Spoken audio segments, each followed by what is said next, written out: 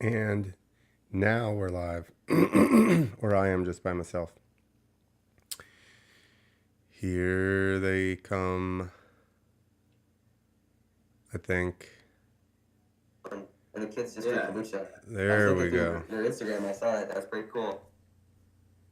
Yeah, there was actually quite a few people, including some of the higher people at ESPN that were rolling around during practice that were stoked to see that.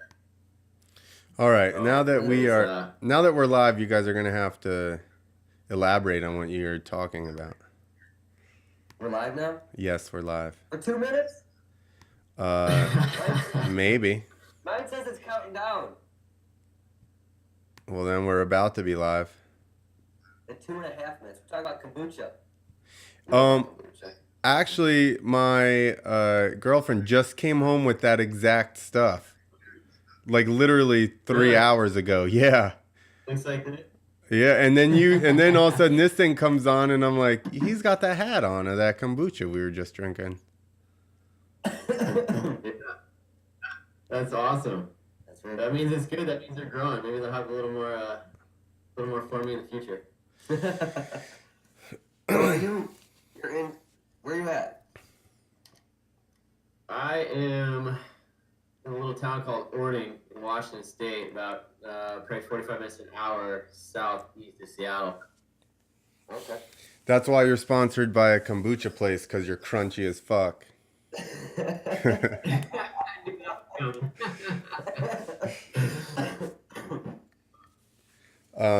Yeah, well, these things also, they mix really good with vodka, rum, and everything else too. Really? I mean, here's the problem. I'm pretty sure alcohol kills probiotics. Maybe it balances It's still gonna be better. No, for sure. That's Nick one time sent me a Snapchat and he was taking probiotics with his beer. And I'm like, well, it's better than not taking any, I suppose. I figured, like, whatever probiotics it's going to wash away, this will replace it. You're at least staying at a similar level. Yeah, just moderating. I mean, beer's fermented. I know, right? Yeah. They're similar. They're from the same family. Did you see this syrup I got? It's like, it's pretty good. What is it?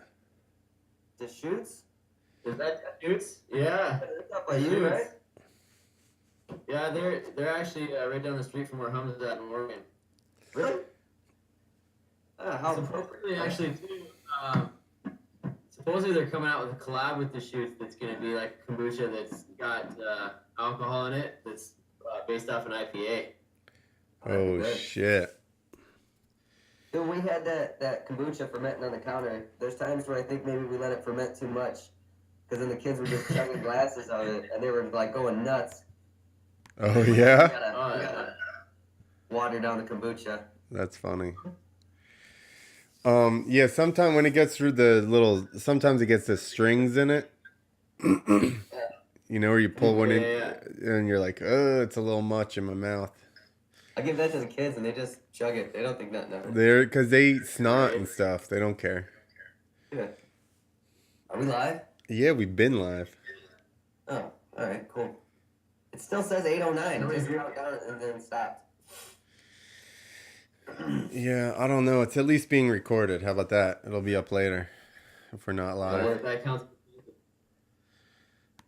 So, Rob, not even sure I saw anything about you riding a snow bike prior to X Games. All of a sudden I was watching X Games and I'm like, what? What's going on here? I think the only connection between me and a snow bike is I live somewhat close to the mountains right here. That's about it. So how long have you actually ridden one? Dirt bikes or the snow bike? Snow bike. I know you've been riding dirt bikes for a while. Yeah. Let's see. First, second week of December, I guess. Wow. I've never even touched one of these things in the backcountry. It was literally like get one that started to get cut up, and when we started to figure it out and start testing the kinks out of it, that was the first time I touched snow or even broken these things around. Where did you get that track? Is that especially because there was only a couple of guys with the shorter tracks? Was like, did somebody make them or did you have to modify your own? Yeah, so that kit that I was running originally started out as a timber sled with the SX 120 kit. So 120-inch track, and it got completely overhauled. The entire kit, suspension, the track, everything. Started out getting cut by my buddy Kyle DeMello and Jeff Mull up there near Kyle's house. And this was probably, shoot, maybe beginning of October when X first started thinking about doing this. They got a kit, they started cutting it up, and then I started getting clued in and started weighing my options. And it literally has been a labor of love from hell getting that thing cut and then functionable. So like the track is completely cut down, the lugs are cut down from whatever they are, 2.5 inches stock to like an inch with screws in it. We got conveyor belts, metal alligator clips to stitch the thing back together, and it actually worked pretty well, surprisingly. Why did you make the? We had, Why did you cut down the ribs on the track? Having ridden it now, I think we could have left them a little longer, but I think the stock length I think would just been too much play. Because they kind of on the hard packed turf, they tend to want to kind of fold over, so it's almost like a sensation of wheel spin. Mm-hmm. So cutting them down, you're getting it to where it's a lot stiffer, a lot less of a footprint, and we put screws in the tops of that once we cut it down, so it held a little stiffer, kind of like knobbies on a rear wheel. Right. Same reason that why they went to a 19-inch rim instead of a 18. Do you know that? Less sidewall, so that way they didn't get the flex or whatever. The same thing. But don't be fooled though. As easy as it might have looked out there, it's still like one of the gnarliest things we've ever done. It had a motor. It didn't look that easy. It looked like those things don't want to rotate when you flip. Good, because that's how it felt. I'm watching everybody and I'm like, those things look like they just stop. Like the track's not really spinning you around. Well, so the thing for me when I got there was when they first started throwing this event out, they had general rules for us. They were so loose that they were open to criticism and really like your wildest imagination to build a kit, make it happen. And they didn't even know what they were doing for ramp or air at the time. And they had thrown the idea of running the moto super kicker, so we had one of those at our disposal. So that's what we started on. And they said, we want to set a 50-foot gap, probably so it looks big on TV and it looks gnarly. Well, I got used to jumping it at that point after finally getting suspension dialed in like a week before X Games, and I was jumping 45 to 52 feet with foam pit off a damn super kicker. Keep in mind too with that snowbike kit, it's not first gear just putting and then rumpling, it's probably third gear charging. Oh. Yeah, you guys look like you were. Everybody's like, I saw it and I'm like, the gap looks kind of short, but everybody was rolling into it, pretty like faster than I would have thought for 45 or 50 feet, for sure. Well, and at X, it wasn't at the full gap. That's why we were struggling to flip it.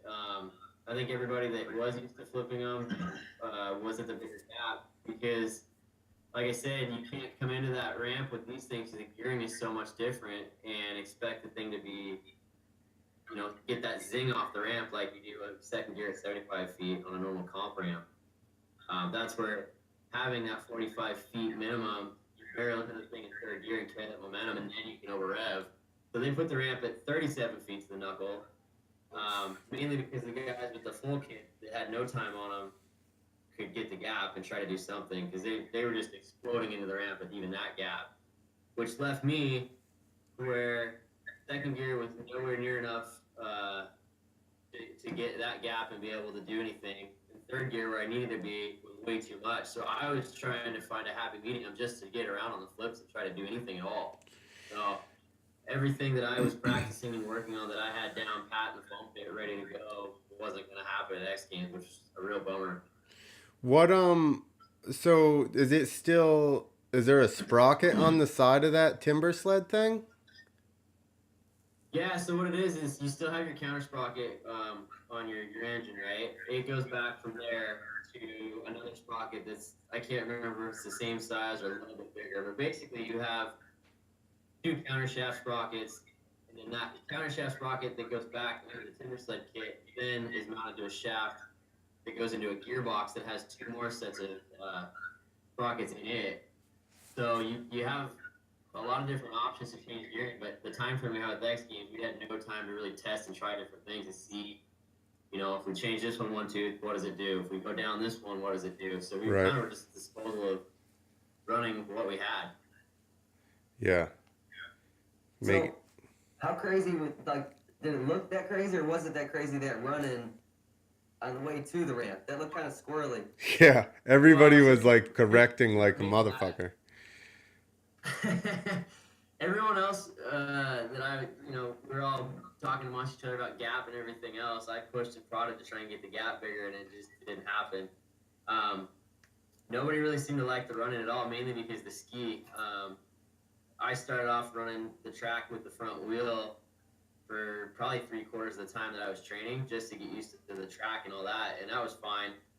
But then once you threw the ski on, I mean, it was like running like the gnarliest, like flat spotted out, flat front wheel on a dirt bike in times 10 to try and keep that thing straight. I went through probably at least 10 to 12 different ski designs with different wheels, different configurations, just to try and see what would track straight, what would actually try to handle like a front wheel on a moto. Carbides, no carbides, all kinds of crap. And so like when I was training up at DeMella's house doing this, the minute I threw the ski on, the weather went to crap. It warmed up, so I had chunks of ice in the run-in. I had slush. I had standing water at one point in the corners and stuff that I was riding through. So I got no accurate representation of what that ski was going to do on actual snow at all.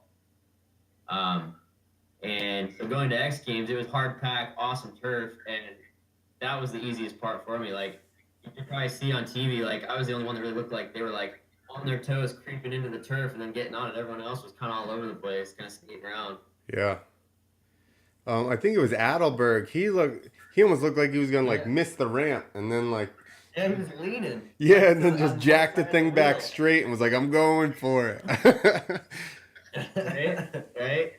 I'd already been through that stuff early on in the training that I was doing with just terrible snow and terrible ice and everything too. So, like I said, when I got there and we had completely level, hard packed turf, dude, it was a cakewalk for me in that aspect of it. Right. What was your what'd you end up running?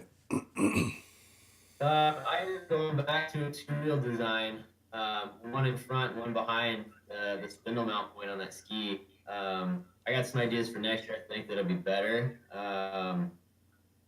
But that, just given the time frame, that's what I ended up finding that worked the best. I wouldn't say it worked great, but it was the best option I had at the time. Okay, now you flipped it with a tire and with the ski. Did it rotate better with the front tire? Did the front tire spinning help it come around? It did, not as much as you think, but just enough to where if you got a little bit bad of a pull, it definitely. That's what it looked like to me, because it looked like the track wasn't pushing as much. But then also I was thinking as I was watching, I was like, I bet you that front wheel, even though it doesn't have drive to it, I bet just the inertia of that thing spinning probably helps the thing rotate.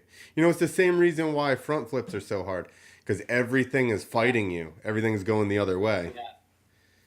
Yeah, totally. And that's for me, like, I don't know what everybody else was thinking, but like I went into X Games in all honesty, like knowing exactly how fast I had to go from the gap that I thought we were going to be jumping. And initially, I was just going to show up there for practice and then just start the hucking flips because I did like 5 straighters in the foam pit and then I was over it because without that front wheel, it became so unstable just jumping to the landing. Mm-hmm.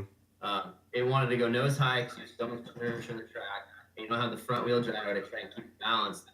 So the minute you peeked out off that ramp, because it's the kicker, right? You go straight up.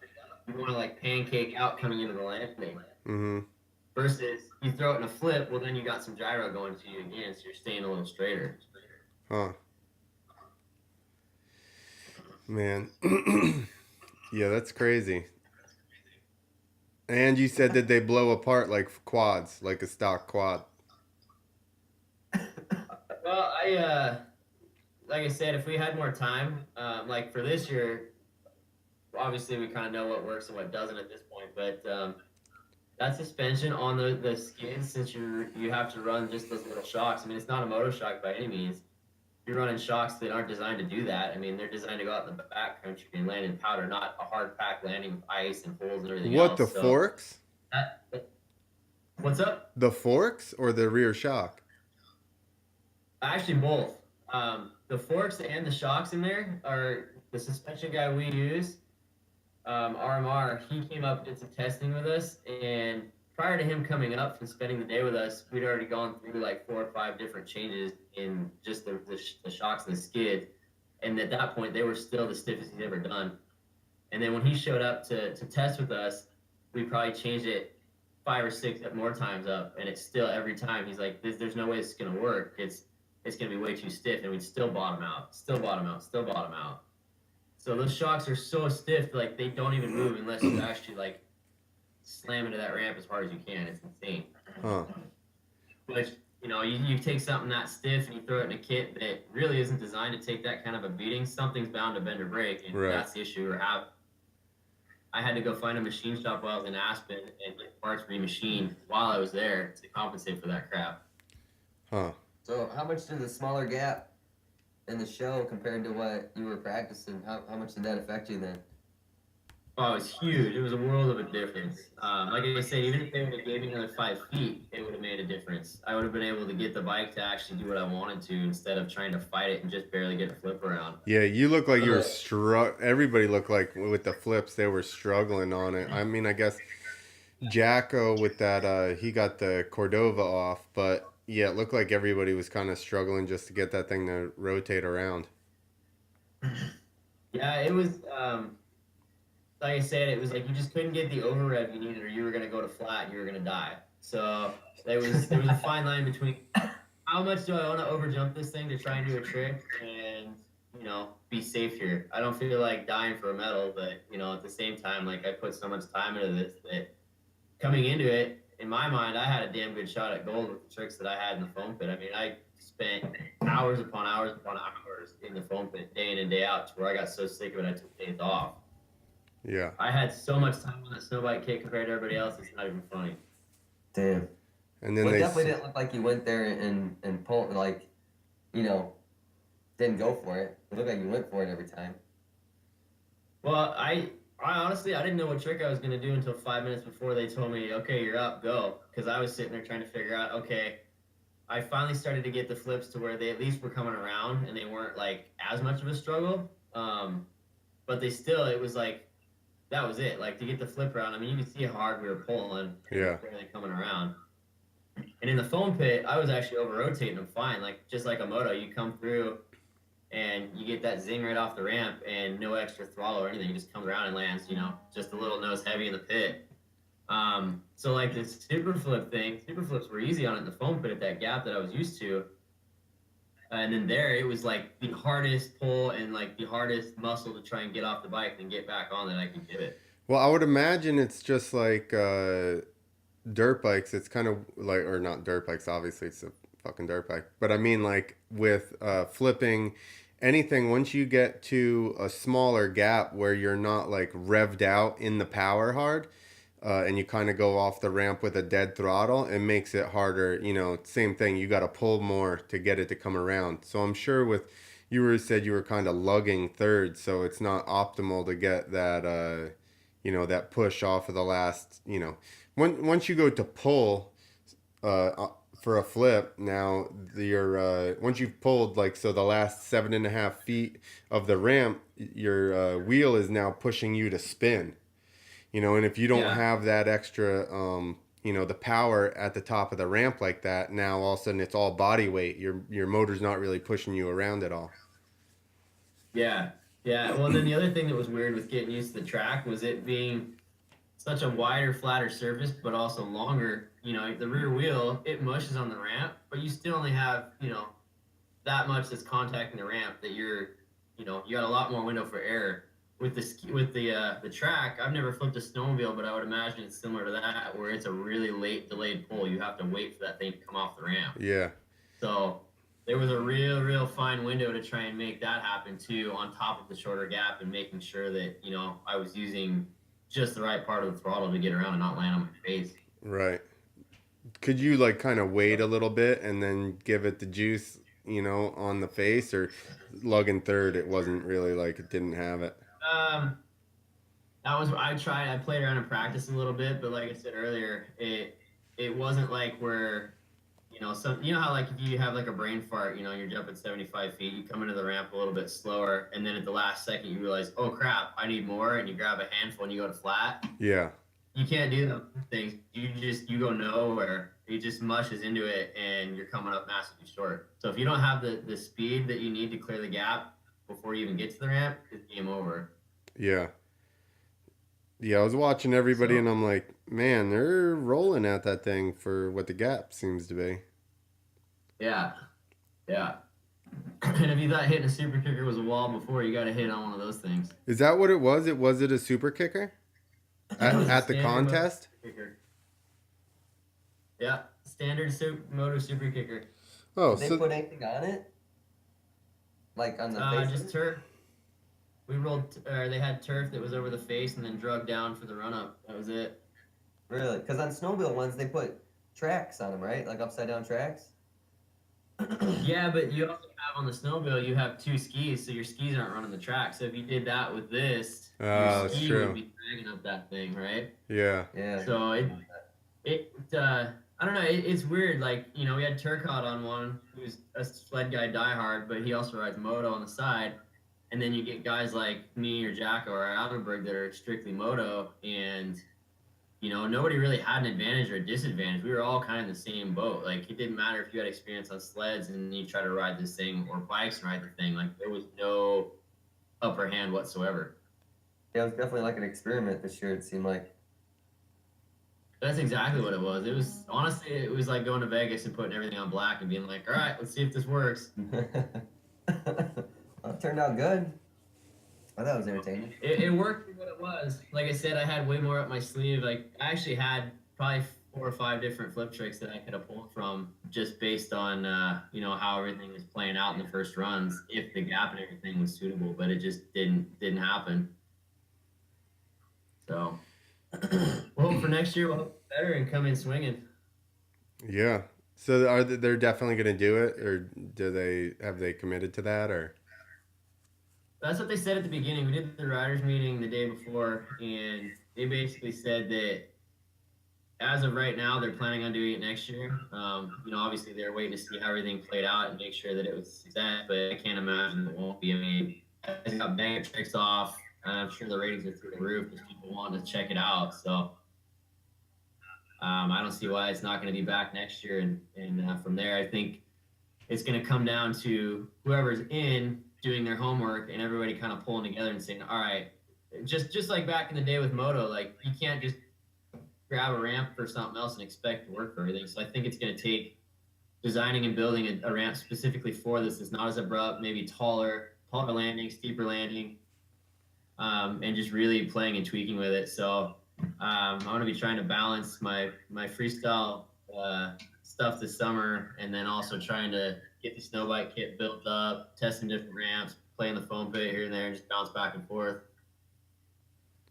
It's always fun watching like new stuff progress, like half pipe, on dirt bikes or quarter pipe. When you watch it, you look back, it looks like old BMX stuff, from like the 90s, where it's like sloppy looking, and then it gets better. So it's cool watching something like this come out of the gate. Well, it isn't, but it's also scary too, right? Because being there and watching all this go down, like, I mean, I saw what me and Kyle were able to put down in the foam pit on these things just within 3 months. And, at least freestyle back in the day, like, yeah, you had BMX and stuff to look at and go off of, but it was still 2 different machines. This is like a complete mimic of snowmobile or even freestyle motos. So just the fact that the first year there's already gnarly flip tricks in it, it honestly is terrifying to see what's going to be next year, because now people know it's possible. There's going to be a lot more guys fighting for it. And there's going to be guys coming in and going, all right, what do I got to do to get up on that box and make a statement? So, Oh, it's going to be crazy. I honestly want to try and do, dare I even say it, but try to do a double flip next year on the damn thing. They can make it happen. Yeah? Somebody's going to try. A what? Gotta be Yeah. Do it. I'm going to try and get that on just the moto this year and see how it goes. I don't know about the snow bike. Oh, that's so scary. So was Kyle gonna do it originally? Did he get hurt or something?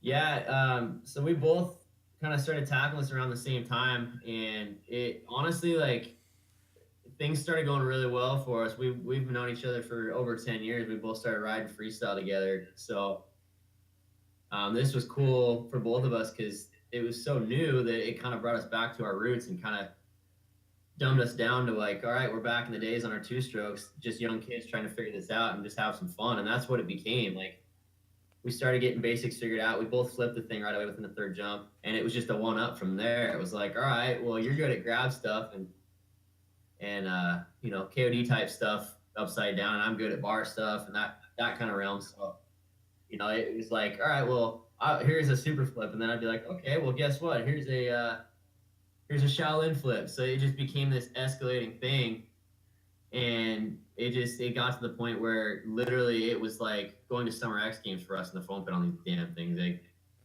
if people could have seen just the stuff that was going down in his house, they would have been blown away. I mean, not that they weren't already just from the stuff at X Games, but I mean, it was banger trick after banger trick, and then again, it was a freak deal. His foot came off, and somehow his boot, as big and bulky as that thing is, got pinched between the snow bike kit and the frame of the bike and snapped his Achilles. I almost think I seen that. You probably did. I think you might have posted the video or something of it, but yeah, he completely severed it. Did you post that, Nick? I don't think so, no. But maybe, I don't know. It could have been a week ago. That was Kyle? Apparently. That was Kyle, yeah. Did he post any of it to his stuff? He might have. I don't know. He posted a couple tricks from the pit. He posted a KOD Indy. He did. KOD Indy flip, I should say, into the pit. But I think he was doing a seat grab Indy flip and slipped the peg coming back in. Oh, that sucks. Yeah,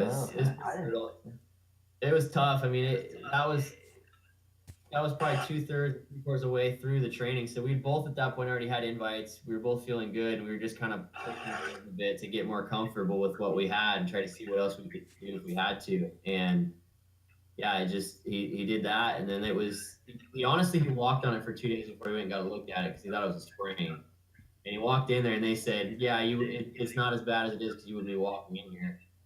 And then they come back and go, okay, you need to go to the hospital. Like, we're pretty sure you severed the thing. He goes into the hospital same day, sees the surgeon, and the surgeon gives him his options. And Kyle says, well, it sounds like surgery's quicker healing, so where do we go from here?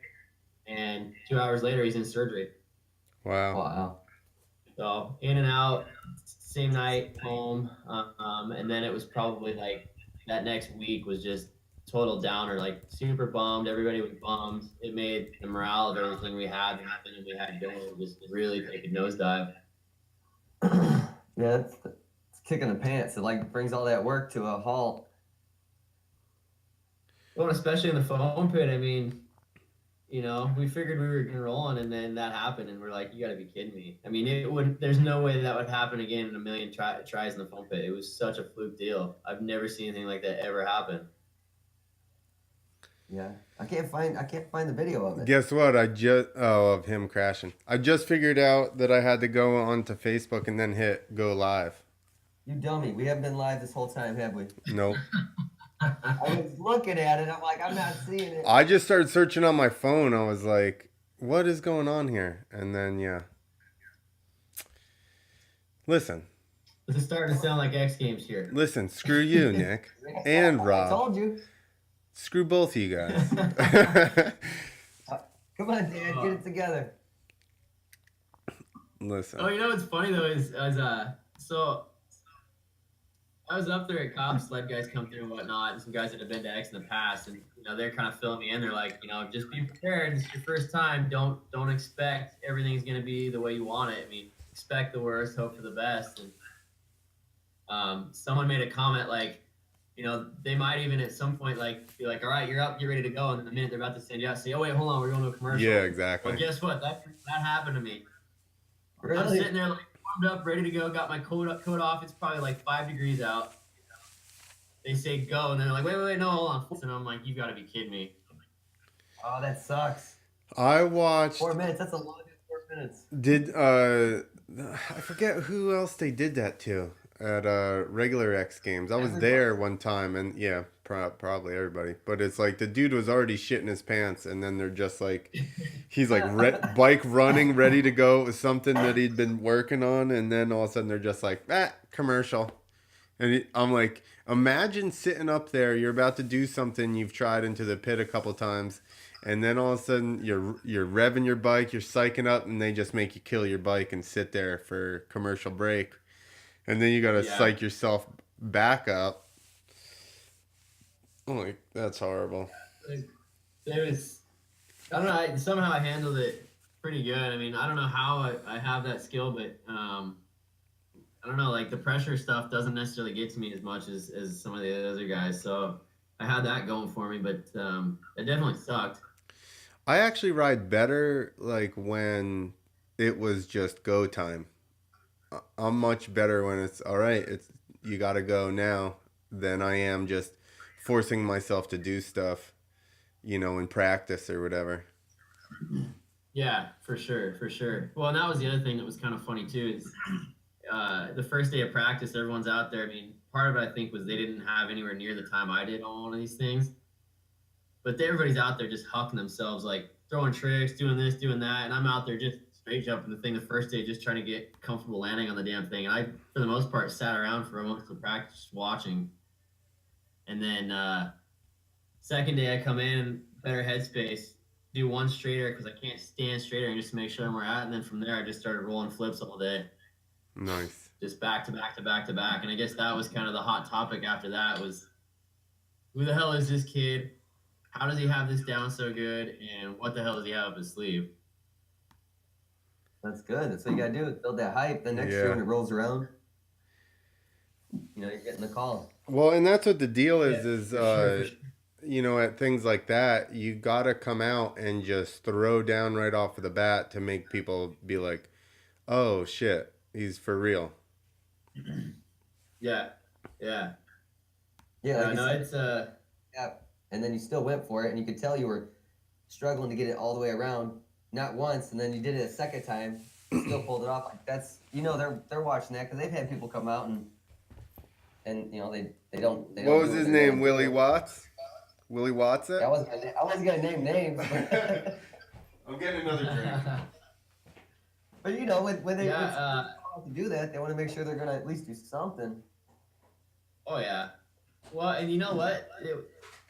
The second jump, honestly, like I was crapping my pants after the first one about landing on my face, and I've never had to be under the gun that hard to where literally like I pulled back in, and I've got Ryan Villapoto staring at me, looking like he just saw a ghost after watching me almost die. I'm like, all right, well I got a little break. I looked over and I'm like, no, apparently I don't. I'm up in like 10 minutes for the next jump. I just started diving back up, pumping up crazy. I do this again. Unless you get a commercial break.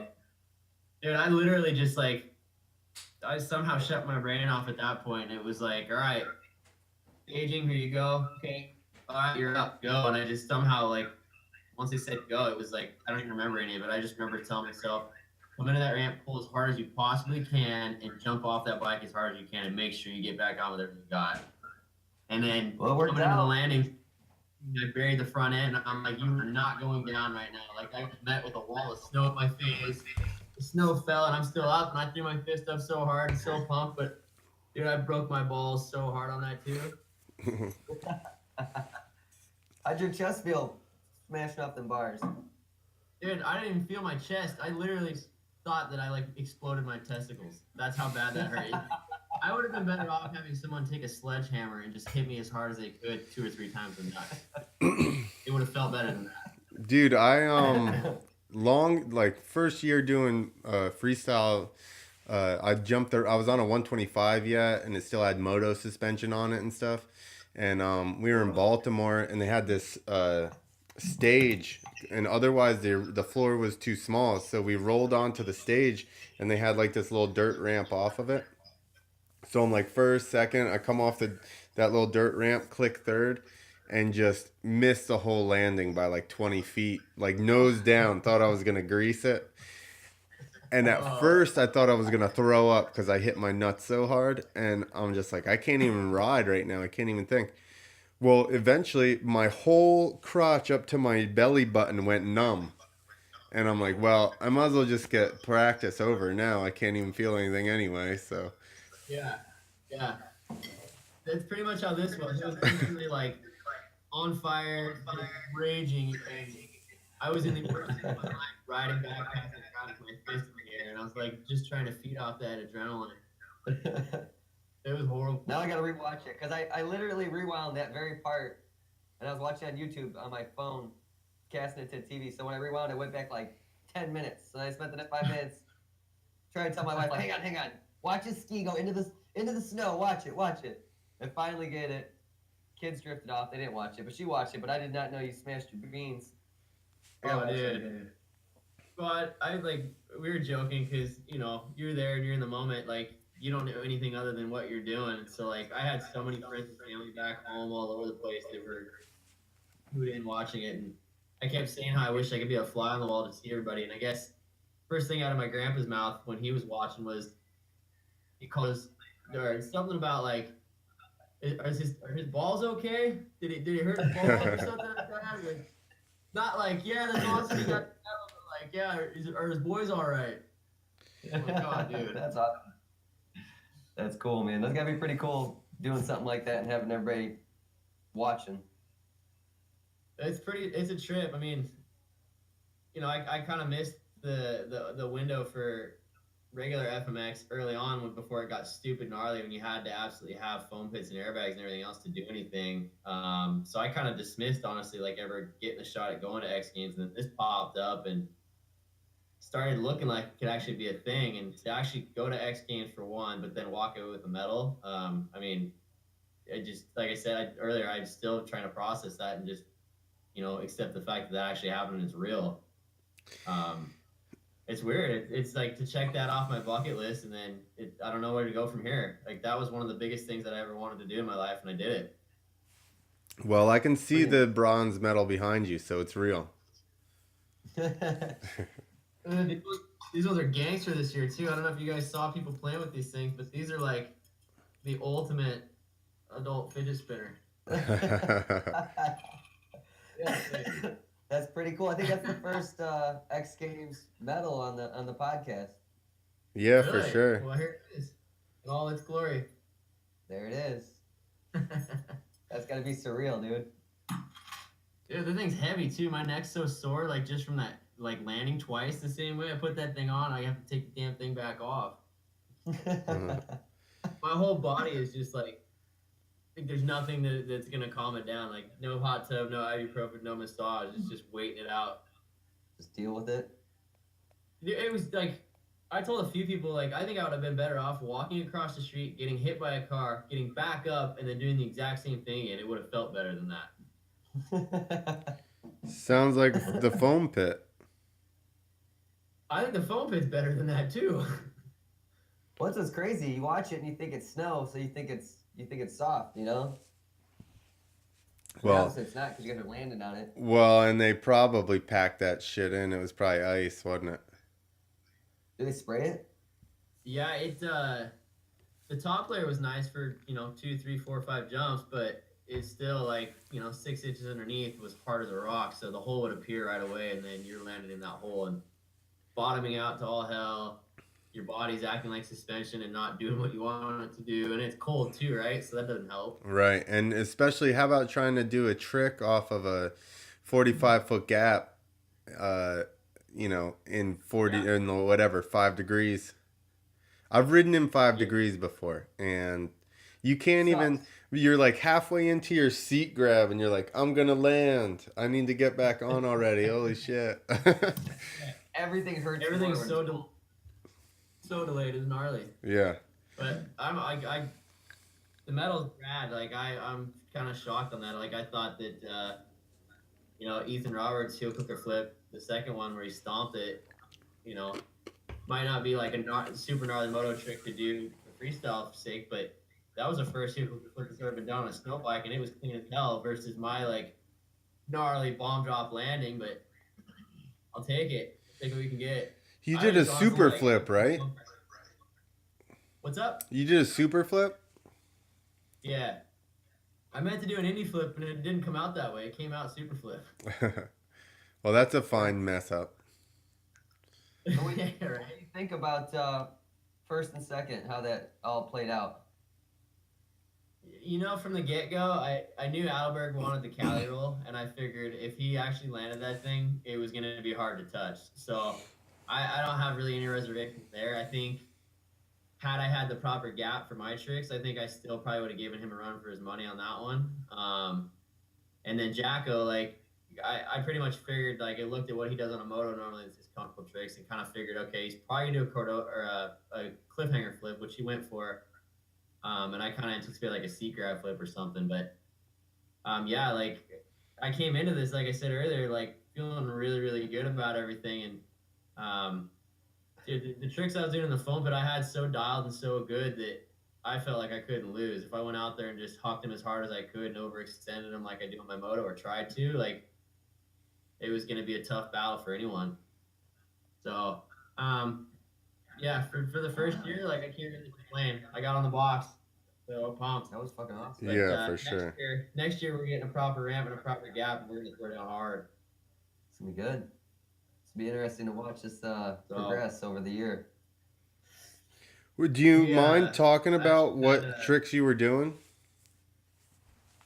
Yeah, so I guess cat's out of the bag now. Everything was so secret before, right? But my wife's younger brother, he's just phenomenal behind the camera, and I've had him with me every step of the way from day one. So he's got everything on footage. He's got behind the scenes, like literally the blood, sweat, and tears of the whole project. That he threw a teaser out already on Facebook and stuff that really like pulls at your heartstrings a bit. But he's planning, I think, of doing like a 20 or 25-minute documentary, the whole thing that'll have everything in it, from all the bails, all the big gnarly bomb tricks that we were doing. So, I mean, it started out with me not really having any expectations, just thinking what would get an invite. So I worked on just gnarly overextended right side up dead bodies, and then did a no-handed flip. And I thought, that's got to be good enough for the first year.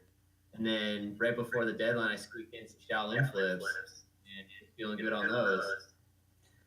And so I went into the deadline with that, and then got a phone call a couple days later. Actually, it was the day after my 30th birthday. So happy birthday to me on that one. Damn, nice.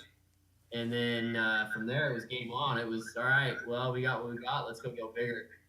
So then I started playing with the super flips, the indie flips. I started doing like these running man things that I don't know how they transform to that, but they're pretty cool. And then started pushing hard and ended up getting dead body flips upside down pretty good on the tangent snow bike. So that was going to be my big banger if I could get it off. And I was so bummed that the ramp wasn't set where it needed to be, because that trick, especially on the snow bike, throws your rotation off so hard. I mean, I tossed a couple away in the foam pit that were so gnarly. It was like the craziest thing ever to have to toss the bike from there. I bet with that big track, you get caught up in that thing. Let's see here. Trying to pull it out of my phone. Maybe I can put it up to the camera and I'll show you guys. I mean, it'll be in the documentary, but I might as well give you guys a teaser right now. Hey, did you see this? Look at that. That's the one that mixes it with rum. Yo, literally walked in with it like an hour, like 2 hours ago. And he goes, hey, try this I found this new kombucha, try it. And I was like, oh, sick. And then all of a sudden we turn this thing on and I'm like, he's got that shit on his hat. Now I want to find out where I can get it. You're in a flyover state, you Nick. got They're not even worried about the noise. I'll make my own kombucha, like some moonshine over here. There you go. There you go. Wouldn't mind Moon purchasing bucha. this though. Moon bucha. Kombucha. I just got gallons of it. I'm running to the city. And you use it to put your children to bed. Oh man. Oh, it amps them up, dude. Well, yeah, that is the side effect. Is it's loaded full of B12. So I mean, you get like a crazy amount of boost in energy. out of that stuff. Oh, is that what's going on with kombucha? Yeah, man. Like, Oh, these kids go nuts. like some of these things have like 20,000% of your daily dose of B12 in them for the whole bottle. Well, shit, man. Nobody told me that. Yeah. Oh yeah. Now I you mean, know. good God. I mean, they already got a lot of energy. Vitamin Probably survived the plague of 2018. Vitamin B6 is 20%. Vitamin B12 is 8,870% of your daily value. I should be drinking this every morning. Yeah, you That would be should. coffee. You should, yeah. All right, well, I'm on it. All right, I'm on Man, it. I don't know where that. right now. I'm gonna find out where the shit is. Find hum. Did I meet you at Actually, one of they our have- amateur They contests, have a Rob? thing on the website. Somebody go. And then we go silent. Did you Oh, come it's to all one of the free. If I amateur look at it, it's contests? only in the city. Of course. Oh, Maryville, I get this shit. You can't get out there. I can get it and I'll have it tomorrow and I'll prove it to you. Let's see if you guys can see this. Oh, here we go. I can see that when you did that. Clint probably can't, but he's got old bad eyes. Dude, if my eyesight was any better, they would fear I was a robot. Hold on. I just was clicking on the wrong thing. Clint couldn't see it. It was a dead body. No, I couldn't see it because I was trying to bring it up bigger so that everybody else could see it. Excuses. Go drink some kombucha. Let's do it one more time. Hold on. Let He me still bring has it to- up. Now I already said it, so he's gonna be like, "Oh, I know what it is." There we go. We got it up now. It's the big one. Dino's calling me. Yeah, There we boy. go. And that's a bigger 1.7 track. on the screen. That was like the 50-foot gap. And you were doing it with That's what you the need, was that gap. full size track. Dino, what are you No, doing? that was a short track. Was it? Yeah. Yeah, we're podcasting. That's the short track, but that was a little further away, and that was like 45, 50 feet, and even then it was like pulling as hard as I could to get that thing to rotate to be able to jump that far through the damn bars. That's awesome though. I Can- gotta take my first pee break. Can you do that on can you do dead body flips like on your regular, like wheeled dirt bike? I've never done them. I had every intention of learning them last year, and I started getting Shaolin flips, and then I crashed on one, and that video is floating around on the internet somewhere. Luckily, it was only that airbag, but it still sucked. Yeah. Took a little bit of the wind out of my sails as it ran into the year. But, so yeah, the first dead body flip I ever did was on a snow bike. Kind of weird. Yeah, so now you should be able to go back to your regular bike and it shouldn't be so gnarly. It should be a heck of a lot easier, I would think. My concern is I'm going to go back to the wheels here for springtime and be pulling so damn hard, I'm going to end up doing like double off of a regular ramp. Yeah, you may want, like you were saying, if you want to do a double, you may want to just come right out and go after it since you've already just been pulling the balls off the thing. Right? It's probably best scenario for you. Just rip it. Hey, let's see what happens. I don't know, like, Kyle's been rocking double flips for a good chunk of last summer, off and on, and I never wanted to do that trick, and then I started watching him, and then he's got one of the Pastrana double flip ramps that we were jumping, just straight flipping it, and like you don't even have to pull off of it, you just dip your Right. head and it flips so easily. So then it started making me question, and I'm like, well, how hard can it really be to do a double flip off that? Right, it's just committing to it and staying tucked. Yeah, that's pretty much what he said. And I said, well, explain to me worst case scenario then, or what's the hardest part of it? And his response to me was, just like you said, you got to commit, but the second rotation doesn't start until you peak out and then start to bomb drop. So your last rotation is as you're falling. And he Hmm. said there's a real fine window between, staying with the bike at that point, and if you untuck at all, it slows your rotation enough to where you land on your face. So like, Well, you that's do an. one of these. I did one double flip on a mini bike at Travis's house.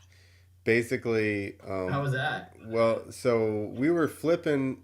I my first flip, I overpulled the shit out of it, and then about noon, 1 o'clock, everybody's like, "We want to go to lunch," and Travis says, "Nobody's going to lunch till somebody double flips a mini into the pit."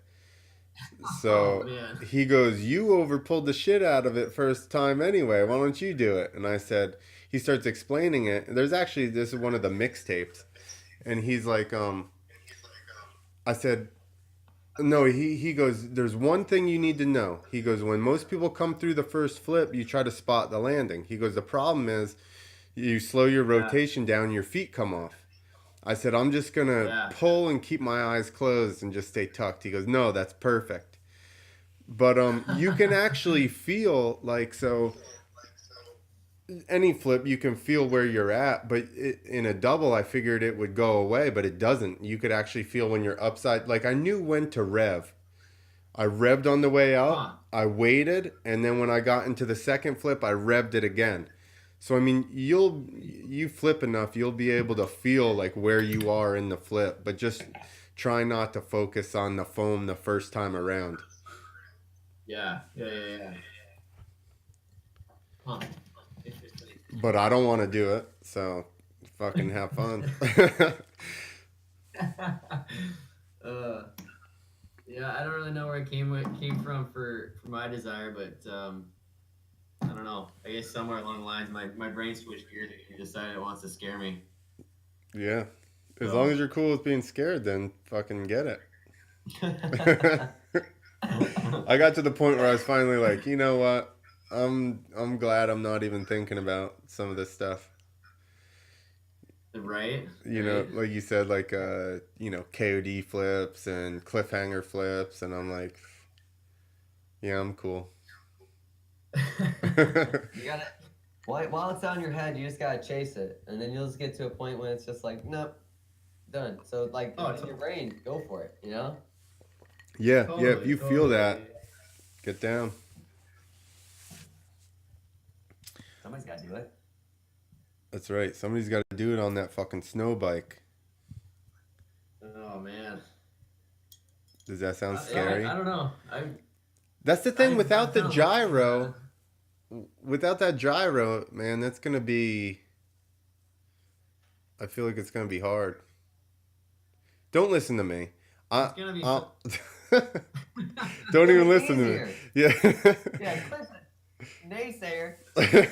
What the whole snow bike thing? If it wasn't for 450s and fuel injection, it would be a totally different deal, right? I mean, nobody would put a track on a 252 stroke. I don't think it would I'm happen. doing it. Uh, there are people that do it actually. There's a Facebook group. I don't want to hear about them. They're the worst. Well, they're not jumping them though. They're just riding backcountry. Yeah, I don't know. I don't know why you would either though, because like with the 450, it almost feels like riding a two-stroke again because the thing's so wrapped out getting the track to spin. So Well, I can't even imagine like trying to ride a two-stroke. It probably so bad. I just came up with the answer to your problems. 5 hundo. Oh, fuck that. I've Yeah. seen some of those too, not in person, but dude, those things are scary enough with wheels. I wouldn't want to put a track on the thing and have Well, that thing come after you you. said Kidding it. me? You said the track makes everything slow, so you need the 5 hundo to fucking. It'd be like Make it a feel like 250F. a normal bike. Yeah, it'd be like a 250F. I don't think there's anything that can slow down a 500. Those things are just beasts by nature. Yo, here Into the Like trying to woods. take down a rhino. somebody explained to me one time. They said, "Okay, you ever ridden a 500?" Which this was before I had, which I only rode it for one lap and I brought it back and I told him it was unnecessary. But I was a 125 guy at the time. Now I think I would enjoy it because I like bigger bikes. But he says on a 125, you go through like a roller section, you get kicked sideways, you hold the thing pinned, and you hope it straightens you out. He goes on a 252 stroke, you go through some rollers, you get kicked sideways, you hold it pinned, it'll straighten you out. He said on 500, you go through some rollers, get kicked sideways, hold it pinned, and that fucker is going whichever way the rear wheel is pointed when it touches the ground. He's like, so you'll just go, get kicked 90, and that's it. You're just going totally, off the side of the track. My experience with 500 was, I think, 12 or 13 years old. I was maybe 4 feet tall. I couldn't ride a full size bike unless I had like a starting block or something to like pivot up onto the bike. Sounds like a horrible time to experience a 500. Right? Like, and my buddy's dad had an older CR 500, and they threw me on that thing thinking it'd be a great idea. Well, me not knowing any better, I decided to crack the throttle open and stood the thing up wide open up a hill and lawn darted myself down the hill with the bike. Where were the adults when this took place? They were giving him the bike. They were probably kicking back, having some cold ones with the boys. My boy Robert, he'll get on that bike and tame it. Watch this shit. This kid's got it. Don't worry about it. Too fast for it. That's why I looped it out. Couldn't help himself. They knew one day you were going to be at X Games fucking throwing backies on track bikes. Yeah. Actually, you know what? It's funny because that same buddy's dad, I distinctly remember a comment that he made to me back in the day. I don't remember exactly what year it was, and I think freestyle was maybe a thing at that point, or it was like still in the hills playing around before ramp stuff came into play. And I think I told him, I said, someday I'm going to ride dirt bikes for a living. And I believe his comment was, nobody from the Northwest, makes it big like that. Everybody in California can ride every single day. Every day you're going to find someone else who's better than you. And here I am. I got one of these things now. There you go. That's why I'm telling you. That's why I'm telling you not to listen to me when I'm like, fuck, I don't want to double flip. Can you do it on that track bike? I'm like, you know what I mean? I'm being that old asshole. I'm the old asshole now. I got it. He needs naysayers to fucking pump him up. No, you don't. You need people that are like, you got this. Easy peasy. I've had so many naysayers, like growing up around here. Like, it's just, I mean, it's just like anywhere. It's probably worse in California, but I feel like it's more popular or more controlled here because the riding population isn't as gnarly. But it's funny, like I've had so many people that never gave me the time of day back in high school and stuff come out of the woodwork at some of these shows and shit. I'm just like, get out of here. You don't know me. Well, don't worry. In New Jersey, even when I was doing it, nobody came out of the woods and said shit. Like, they're like, oh, you still playing around? Why don't you get a real job? And I'm like, just because you're miserable doesn't mean I need to too. You fucker. That's just jealousy right there. That's right. You didn't pull out a mom joke when they're like, get a real job. And then No. I would hurt their feelings. That would have been my go-to. Anything your mom, and that would have been like, that's my job. And just, that's not what your mom was doing when she was watching me on the TV. No, I go for stuff that'll actually like hurt their feelings. I'm like, listen. I live out, like up the hill, kind of on a mountain, and as far as I know, like me and my wife are like the youngest couple to live up here by like 20 years. Like everyone's in their 40s, 50s, 60s. They've lived here forever. So I got home this morning around like 9 o'clock and just half asleep, trying to just get through the day and unpack. And my neighbor comes bombing down the driveway, and she, like, everybody kind of knows what I do around here, but like I said, they're older, they don't really know. So I guess they were just like out and about at a friend's house or having dinner somewhere on Sunday, and X Games just happened to be on, and they somehow put two and two together. So she felt the need to come like find me and be like, hey, so we saw you on the TV. Now we know what you do. There you go. So now they think you're somebody. Yeah, right. Everybody around here has fun and stuff, and I'm the off-ball out. They just make noise and a bunch of dirt for no reason. Hey, have you ever seen anybody wasted on their horse, just letting them drive them home? I've yet to tell. Like, it'd be pretty epic, though. Well, apparently that was the big deal when people started driving cars. They're like, How the fuck am I gonna get home when I'm wasted? What? I feel like I've heard this story, but I thought I heard it from my buddy Forberger, not from you. Yeah, I don't know where I heard it, but maybe it was something on TV. But they were like, when cars first came out, they're like, we don't like this. So think about this. This is where we veer off the actual dirt bike topic, Rob, because I'm halfway through my second drink, so then we just veer off, talk about whatever. Yeah. We're gonna have self-driving cars, right? We're like so behind the times because fuckers were riding horses like 100 years ago, and that thing would just take them right home. This is true. How stupid are we? I've heard of people whose cars take them right home. Oh yeah? Friends.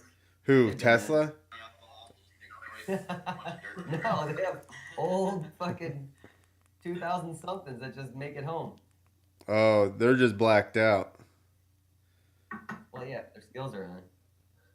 I did have an invention though, where you get a self-driving car. All right, and it's run with a fingerprint. So like, when you have something to do, now I wouldn't do it, but people would. Say your kid's at swim class and that's 30 minutes away. You order like the Uber, but it's a robot car, so it's not gonna diddle your This is kid. a very specific story for him to not know anything about it. Go ahead. All right, so you order the car, you order the robot car, the self-driving car, you go pick your kid up. Only your kid with its fingerprint can get in, then it's locked and takes you home. And the whole way home, you can watch a video of your kid in the car to make sure they're safe. And then people would be like, that's crazy. But then your whole argument would be, well, you put your kid on a school bus with some drunk school bus driver with no seatbelts. You don't know. Like, you could, I mean, I wouldn't trust it, but you could put your kid in a car with a robot driving that's not going to get in accidents because it's a fucking robot, if you assume that. It has airbags, seatbelts, and people, and like, that would fucking, dude, we'd be billionaires. I'm willing to let you guys in on this for that bronze medal as an investment. It would work. It'd be awesome because parents are lazy and they would fucking do it. Yeah, of course. Well, yeah, but back to the bus thing though. You said like you're gonna get this crazy gnarly drunk bus driver. Was Chris Farley from Billy Madison that bus driver? Like I'd take that over the robot. Eating all their lunches? Yeah. Yeah, robot would never eat the kids' lunches. It's true. Science, dude. That's my invention, though. You heard it here first. It's not my invention. It's a thought I had, I should say.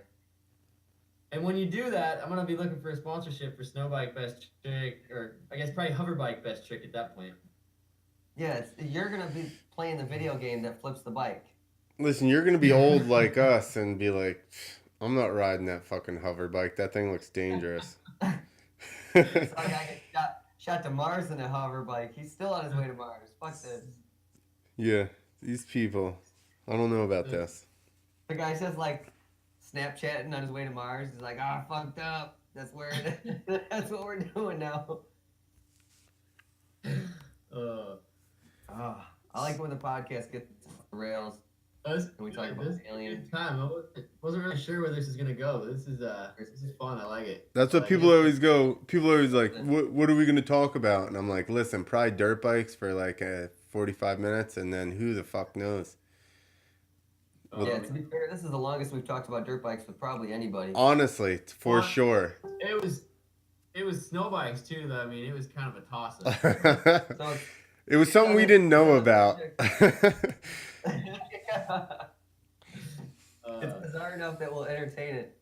Yeah. If you just rode wheeled bikes. What's that? I said if you just rode wheeled bikes, we would have been off this topic like shit half an hour ago at least. Wheeled bikes have been done. That's boring. Yeah. We would have been talking CBD oil and fucking all kinds of shit by Yeah. now. The We government. were talking about kombucha right off the bat. Well, you got to get the plug in there. You got to make them happy, right? Yeah. We like talking hippie shit. I think we're both, well, Clint's over there buying it, doesn't even know it's on the podcast. I didn't buy it. It showed up at the house with my. Look how that showed up though. The kombucha that he's sponsored by shows up at your house. The beer that's brewed across the street from that kombucha shows up at my house. This was meant to happen, is what that. Yeah. Right? This is where the podcast cuts out. I might have to hit them up and have them send you guys some free coupons for some of this stuff. That would be awesome. Dude. I found where they got it. I'm on their website. There you go. Yeah, There you we're go. in. I just Yo, gotta drive 20 minutes north. I will, because we drink on this podcast every week, I will totally mix up some tequila in that kombucha for sure. Game on. I may do it. I may do it right for my next. next drink. There you go. I'll mix it with vodka. I think We'll it'd be see good to which try. is better. You just gotta experiment. Yeah. We're down with drinking But, experiments. If you get the coconut one and you mix it with rum, be prepared. You might turn into a pirate.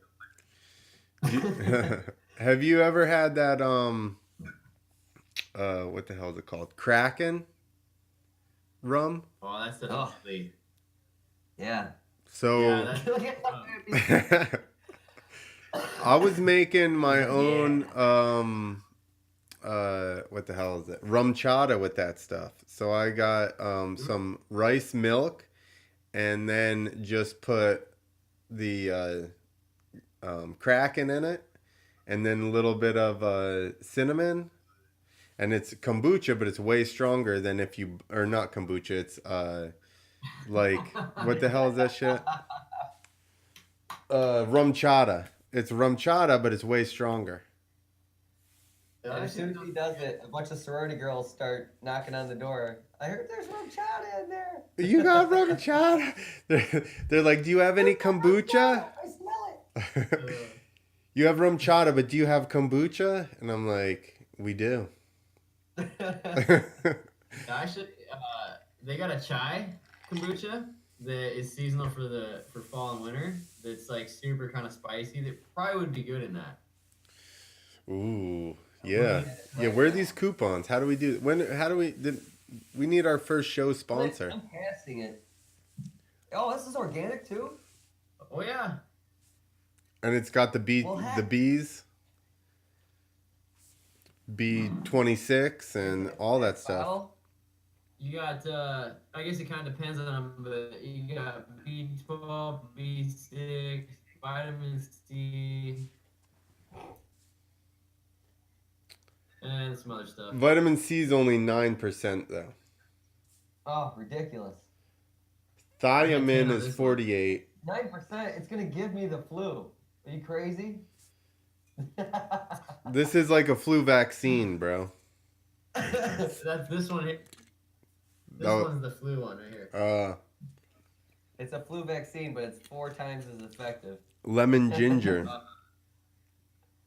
Yeah, if you guys like Moscow mules, this is your mixer for that one. Uh-oh. Yeah, what's this? What's what? The one he's talking about. Which one goes in Moscow Mules? Well, you Lemon guys talk. ginger. I'm gonna pee. Oh, that makes up the ginger beer. The ginger beer. All right. Now I got a shopping list I put together. You're gonna be have like all these different flavors and all this different vodka, and rum and everything else. Oh, I'm looking at it because they got like where can you find it? So I'm looking it up. You're gonna confuse the hell out of people at the store because they're gonna be like, "Is he trying to get wasted or is he trying to get healthy?" We don't know. I'm getting healthy. No. You're the one who introduced mixing it with stuff. This is the next day I'm talking about. It wasn't me. It was the dude at home. He told me about it, and then I started mixing. So here you go. Are you a big beer fan too? Oh, me? Yeah. Yeah, I love beer. Like IPAs and that sort of thing. Not like. Okay. Yeah. So they have one in the summer, a kombucha that's seasonal. It's a grapefruit. Yeah? Mix a grapefruit with an IPA. You will be Crazy? very, very intoxicated and happy. Really? Because it gives you that nice, like, summery, kind of spritzy taste, Yeah. but then you get the IPA in there too. Awesome. Well, I'm excited to find some of these. It's telling me they got them at this Target. I don't want to go there. Gotta be somewhere else. I think they're starting to pop up in Walmart. Where else can you get them? Like I said, Safeways, some different grocery stores. How about Right ShopRite? now, tell me all the Targets north, because I live south of Chicago, so everything, I'm in the cornfields. Everything north of me is people. So it's saying all the Targets north of me. Yeah, Target. Look. Somebody else has to have it. Here we go. Kohl's has it. Kohl's. What the? I don't know. I'm gonna be on the hunt for it tomorrow. The Hum Hunt.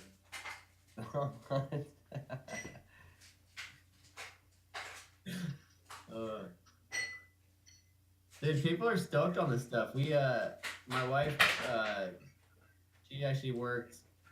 I guess she's still kind of like part-time basis as a fill-in, but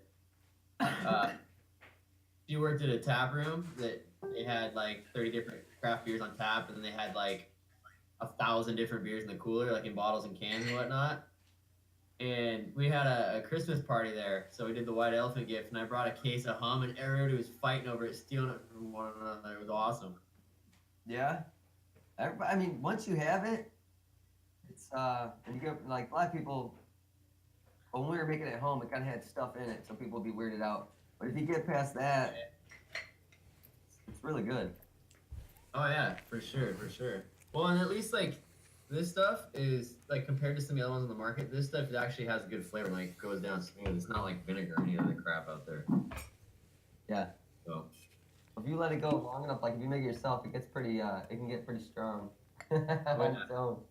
oh yeah. I think at Oh, that there point you go. it becomes like a cleaner or something. Like my wife did the same thing. We were away for a while. We came back home and we're like, what does that smell in the house? And we realized it was the kombucha that had turned into like a vinegar. Yeah, yeah, because we had like the mother, and it like, I think we killed it. We let it get too crazy. Clint, what? Mister? I was showing you my tequila, and now my. Organic tequila. That's so great. Dude, my stomach's just gonna be like, this is just like water. No, just chug it. The whole thing. They cancel each other out. Hey, I'm not gonna lie. That's a good drink. Yeah. Well, you said vodka, but I'm not a vodka guy. I'm allergic. I break out in handcuffs. If that's not an old guy joke, I don't know what is. Actually, I heard Anthony Kiedis had it in an interview said that. Well, I'm using it at some point. It's a good one. If to beat me to it, I'm using that one. I'll put it in the mental notes, and that's it. Yeah. All right, I already forgot what we just said. get rid of that share thing so that way it goes back to just showing us. Because right now I got a map of the middle of nowhere where no one cares about. All right, I was looking for the damn thing. Can you see There now? you go. You over it? Yeah. Danny D. Wayne asked if you went out, I'm assuming with your medal, and if people tripped out. You know, what did I do? We rolled through a couple coffee huts at some point last night, and they had their thing in full blare mode. And super hard freaked out or like broke their neck over it yet.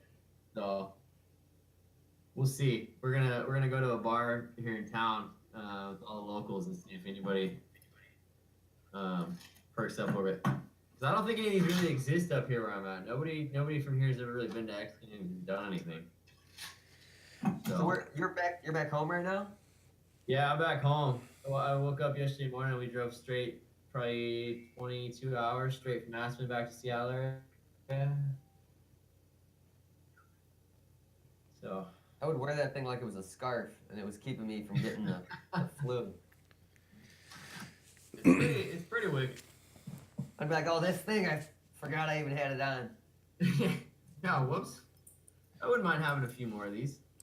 I don't know if they're gonna be as cool as this in the coming years though. I mean, they killed it on this one. They really got the fidget spinner thing going. Listen, it could have been a sock with something on the bottom of it, and you'd be stoked right now. True. Actually, you know what? I made a comment to my buddies. I was like, man, if I get on the box, it's gonna be awesome because in the past people got guitars, and then I didn't see anything, and I was like, I'm not getting a guitar. Damn. Did And you then get? they You pulled got a out guitar, the didn't you? podium. I got a guitar, but it's not here. They're shipping it to me. So when that thing shows up and I got this, the metal, game on. Oh, What? How come they wouldn't? Oh, they probably only had like 3 of them or something, and all the athletes use the same guitars. Probably, yeah. Yeah, I can't imagine they'd want to have, what did they say? Whatever, 30 something guitars at the event. Yeah, just on backstage. This isn't the Oprah show. Not everybody gets a guitar. You get a guitar. You get a guitar. Yeah, that one. Yeah. Well, that's bullshit. Everybody should get a guitar. That's right. I want a fucking guitar. I've been to X Games to watch a couple times. I never got anything. Actually, since we're on the guitar subject, so we rented this badass house in Aspen, right? It was like $1,000 a night, but I had a bunch of family and friends that flew in, so we split it. This house is it's like a 15-person house. I don't even know how many millions of dollars it costs. And at the top of the staircase is a signed Van Halen guitar with like album covers and shit embedded into the wall. Wow. Oh, in the house you were staying in? I think I posted it on my Instagram. I was pretty pumped on it. That's Nice. pretty intense. I was thinking of swapping Looking it out for when it. I got my guitar, but they didn't give it to me, so maybe next year. Yeah, you should have swiped that one. Right? Like, this is my guitar. I didn't get mine, so this is mine. There you go. So what happens when I just look at pictures and I don't read the caption because I didn't know what that guitar meant? I just like pictures. Pictures are cool. Yeah. It does it for me. So we kept getting broken up. Did you ever ride in one of those amateur contests, Rob? Thinking about that actually. Conrad, right? You broke up. What'd you say? I said Conroe, Texas, 3 Palms. Does that sound Okay. right? Yeah. Yep. That's what I figured. That's where I thought I met you at one of those, and I was like, I can't place it. That was the one where I rolled up with Paris, and Paris just lawn darted himself doing front flips. Oh, yep. And Hartman knocked himself out in practice. Yeah. Yep. And it was like 120 out or something. Yeah, it was dying. super hot. Eric Ruiz was there from Mexico with another dude from Mexico. When he shattered his femur on the cliffhanger. Yep, that's right. That was, man, we had a lot of carnage there. That may be the worst contest for people getting hurt. Flint was just trying to eliminate the future of freestyle. He's like, coming up. I was like, I'm almost done. All you guys are fucking not doing anything. 75. No, I did that. His ramp's 82. And, there was a couple of contests in Arizona. I did a couple of those for fun back in the day too. And then actually I did that first FMXA one they did at Paula. The very first one. I think the year after that, and I think it was like the Rad contest or something at that point. You did the first one too? I did that first one. Whoa. But What were you riding? Yeah. did you? Shoot, I think I was riding. It was like a yellow and blue, no graphic, 250 because I was a pro, like just young kid, didn't know anything. Top suspension, Yeah. Pretty much what I did. Like, just wink. I sent the video in to try and get in on it, and then Chris Tedesco from ESPN was like, "Hey man," he's like, "You made it to the contest," and I'm like, "Nobody told me I made it," and I had 2 days to get there from Chicago, so I'm like, Oh, and it was November. I hadn't ridden in like a month, so I went out to this buddy's house. I had my ramp at. I hit a couple times. He's like, "What are you doing?" Because it was 20 degrees. I'm like, "I'm hitting this ramp. I got to go to California and jump further," and then he went with me. And went out there, and I can't remember I remember Derek Beckering was out there. yeah. There was a lot of people out there for that one. That was a fun one. That was the Freestyle MTX days where everyone was like, "What's your username on Freestyle MTX?" Yeah. Oh, you're so and so. Yeah, I didn't have freestyle MTX that whole fucking time. I'm like, how I'm missing everybody, dude. How did you find our Fucking contests I then? found out like everybody had this club. I didn't fucking know I could have just joined. I was like, oh, you gotta be fucking kidding me. Dude, freestyle MTX was the shit back in the day, in the heyday. I remember being on there like when Jones was just still like a nobody. Dude, freestyle MTX was the shit. I Looking revived that. looking back at those amateur contests, I'm like, a lot of people came through those things. The Yeah. first time I ever heard of, I'm pretty sure the first show or anything that Paris ever rode was the first one that I ever did in Georgia. And we were at a motocross track. We like made, that was probably the best one as far as, I don't know. The one at Durhamtown was pretty good when we took his supercross track and made it into a freestyle course. But the original one was at a moto track, and we had like, there was like an 85-foot tabletop on the track, and we just cut the face in like crazy and made it super steep, and then pushed up more dirt on the landing, and then had a Nice. ramp coming back on the other way, and there was like a setup jump for the big hit. Well, so I'm sitting there, actually me and I want to say Paul Smith, that might be wrong, but I'm pretty sure me and Paul were in the back side of the track in his truck or my truck smoking. And all of a sudden, this minivan comes rolling up and parks right next to us. And we're like, oh, fuck. And he hops out. Then Paris hops out. So I like hop out of the truck so that like I'm not just opening the window. Maybe I did just open the window. I may have just sat there and Was it opened the the one, window. like, Plymouth minivan, like the one that just beat your crap? It looks like it was like. It was like a red one or Was it? something. Yeah. Yeah. Oh man. Yo, so he gets out and he walks over to the truck. And he's like, hey, man, I guess he's like, you Clint? Yeah. And he's like, I'm here to ride the contest. And I look and I'm like, don't see anything in his minivan. And I'm like, what are you going to ride? He goes, no, I got a bike in there. It's just laid down. So I get out of the truck, I walk over to his minivan, and for sure enough, he's got his bike laid down in the back of the minivan. Like there's no seats or anything. It's just one bike in there laid down on its side. And I'm like, all right, okay. So then he fucking rides. He's got I actually remember this fairly good. I don't remember the pants he had on, but he had they did not match his jersey. His jersey was like a No Fear McGrath jersey from like, Oh man. I don't even know, years before. His pants didn't match it, and then he had a helmet that didn't match it with no visor. And then we start riding, and then he starts throwing down. And I'm like, this fucking guy, who the hell? This guy drove from Minnesota to Georgia in his minivan with his with his bike laid on the side, no visor, none of his gear matches, and he's just throwing down. And like a year later, he was like, I'm going for front flips. And we're like, all right. And sure enough, he's fucking throwing front flips.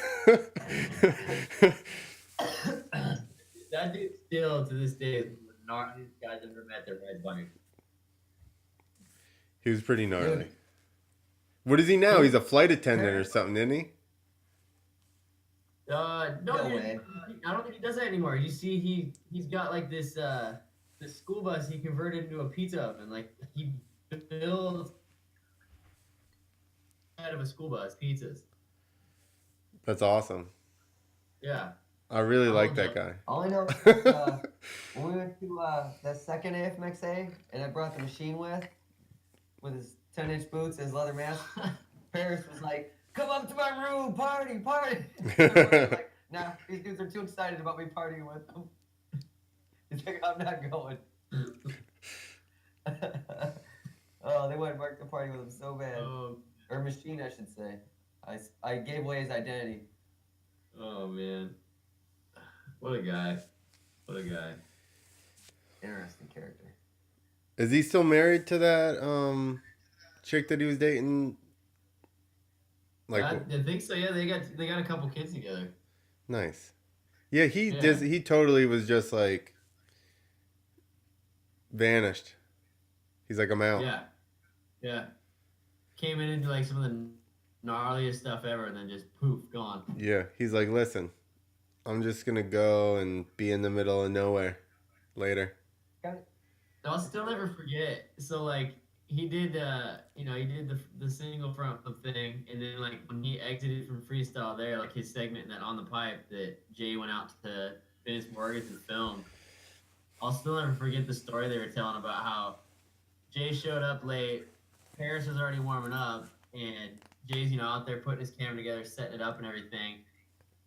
Here comes Paris, bombing ass around the house, hits the ramp, does a front flip, and Jay's losing his mind, freaking out, like, no, wait, I gotta get the camera going.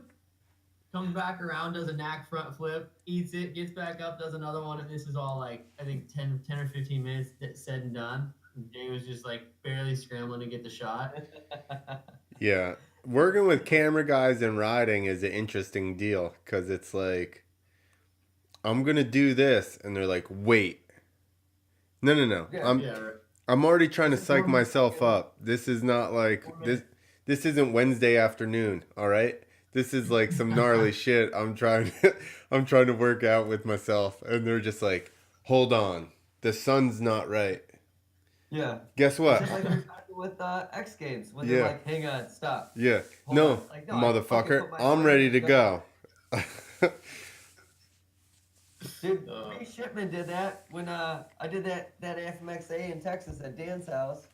The quad guys were taking like a half hour to set that ramp up, and they're setting it up, and I'm like, "What are you setting up at?" They're like 75. I'm like, all right, so I'm riding. They're still setting it up.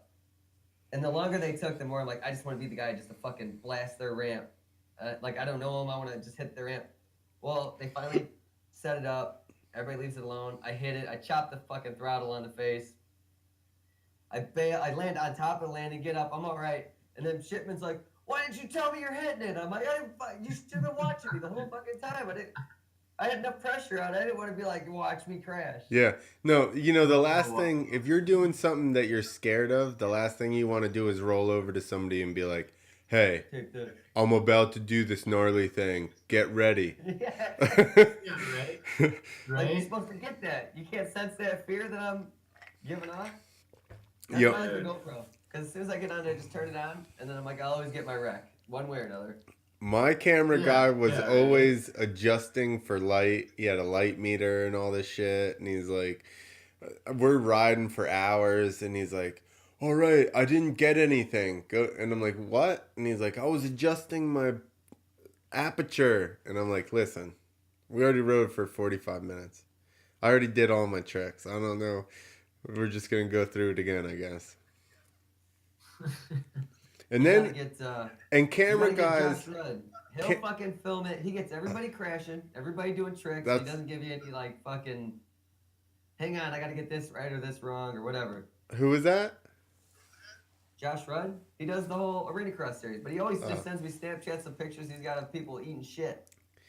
Well, that's my camera guy. Kyle would always put his, like, never caught a crash. It would be like we'd film for hours and then he'd be like adjusting his shit and somebody would just land on their face. And I'm like, did you get that? No.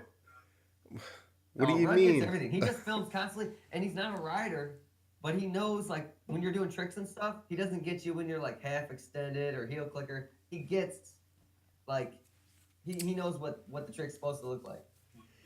Like when you're at a show and you get the professional photographer that's got like the $8,000 lens and go, check this shot out I got you, and you're like Frogger. halfway to the secret. Don't show anybody that. The Frogger. Yo, and that's the one that's ending. Right? That's the one that's going in the paper. Yeah, every time. 100%. Yeah, 100%. You got a shot in the paper, and you're like, did you seriously? Did you seriously put that fucking thing? That was the best picture you got. That whole show was me with my legs next to the fender, holding on to my seat. That was it. That was the one. All right, cool.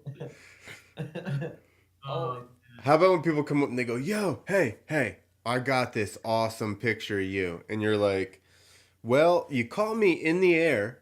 That was good. I was definitely in the air when you took the picture, but that's not anything.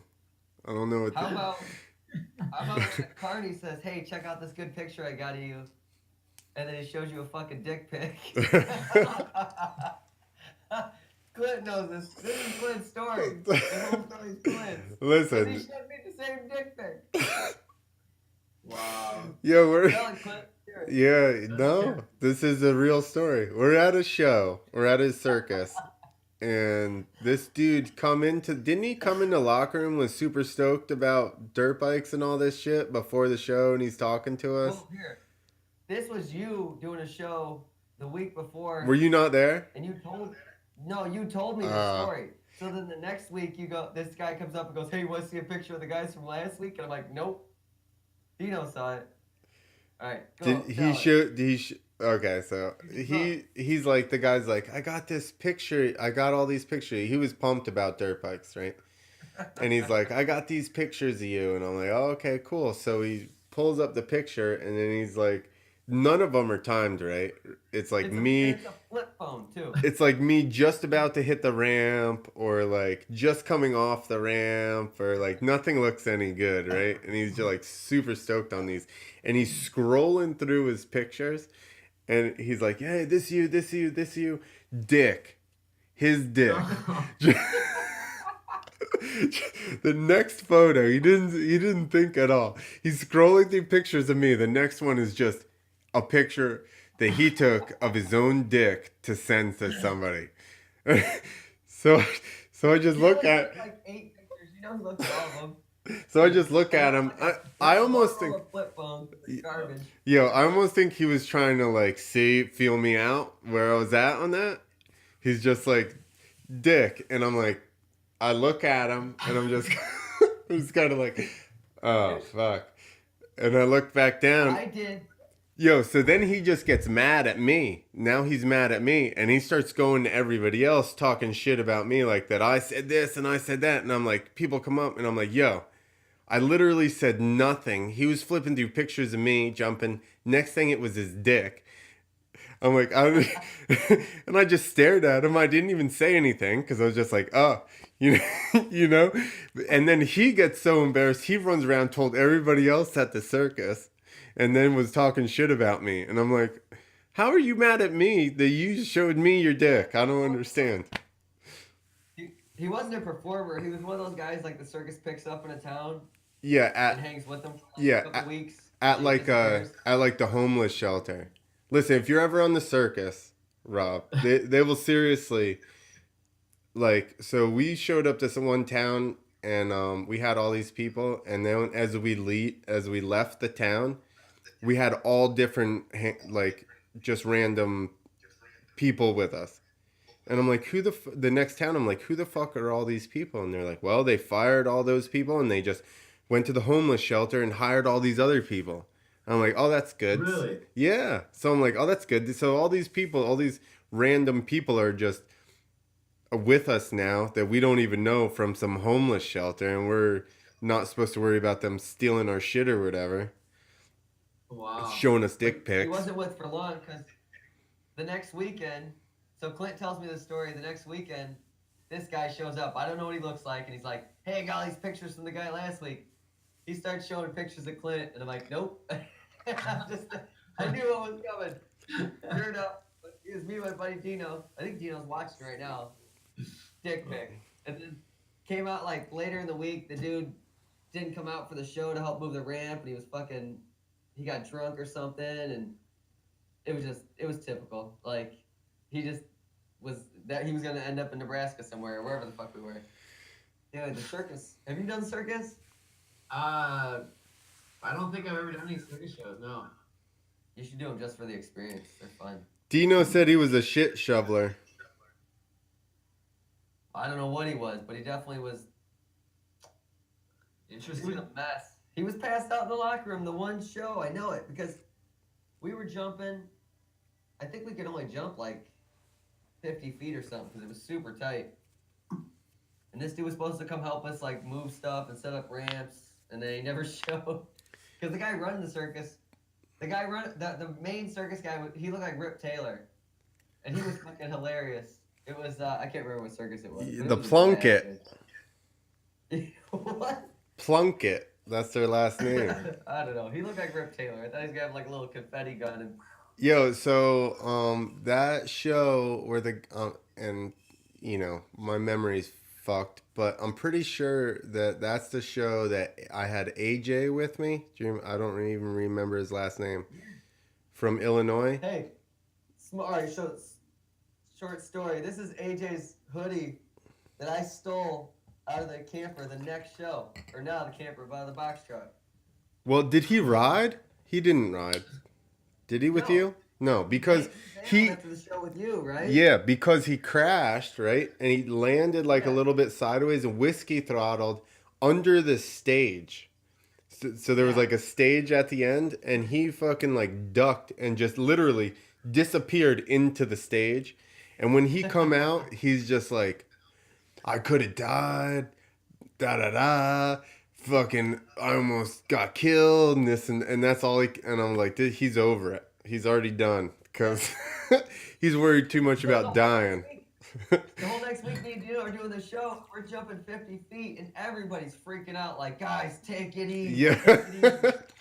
Just go easy. Don't die over this. And me and Dino are like, we're all right. It's 50 feet. Like, even if we hit the stage, we're all right. Yeah.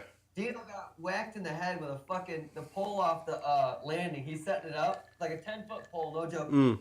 Just falls down, clunks him in the head. And everybody's like gathering around him. He's like, just get the fuck away from me. And here comes Rip Taylor. Everybody, get away from him. Get away from him. And Dino's like, everything tingles, man. Just get away from me. And then he rode before practice. So we rode practice, and it was like the whole weekend of, I think it was a week.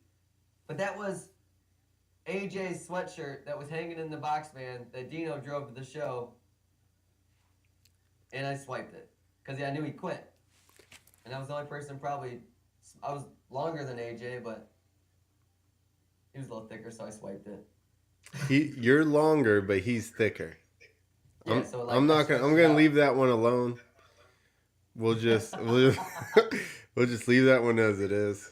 I'm gonna trust that you know. Show him pictures now. Yeah, yeah. Don't put your phone up. You guys want to see some pictures of my phone? Quit jumping.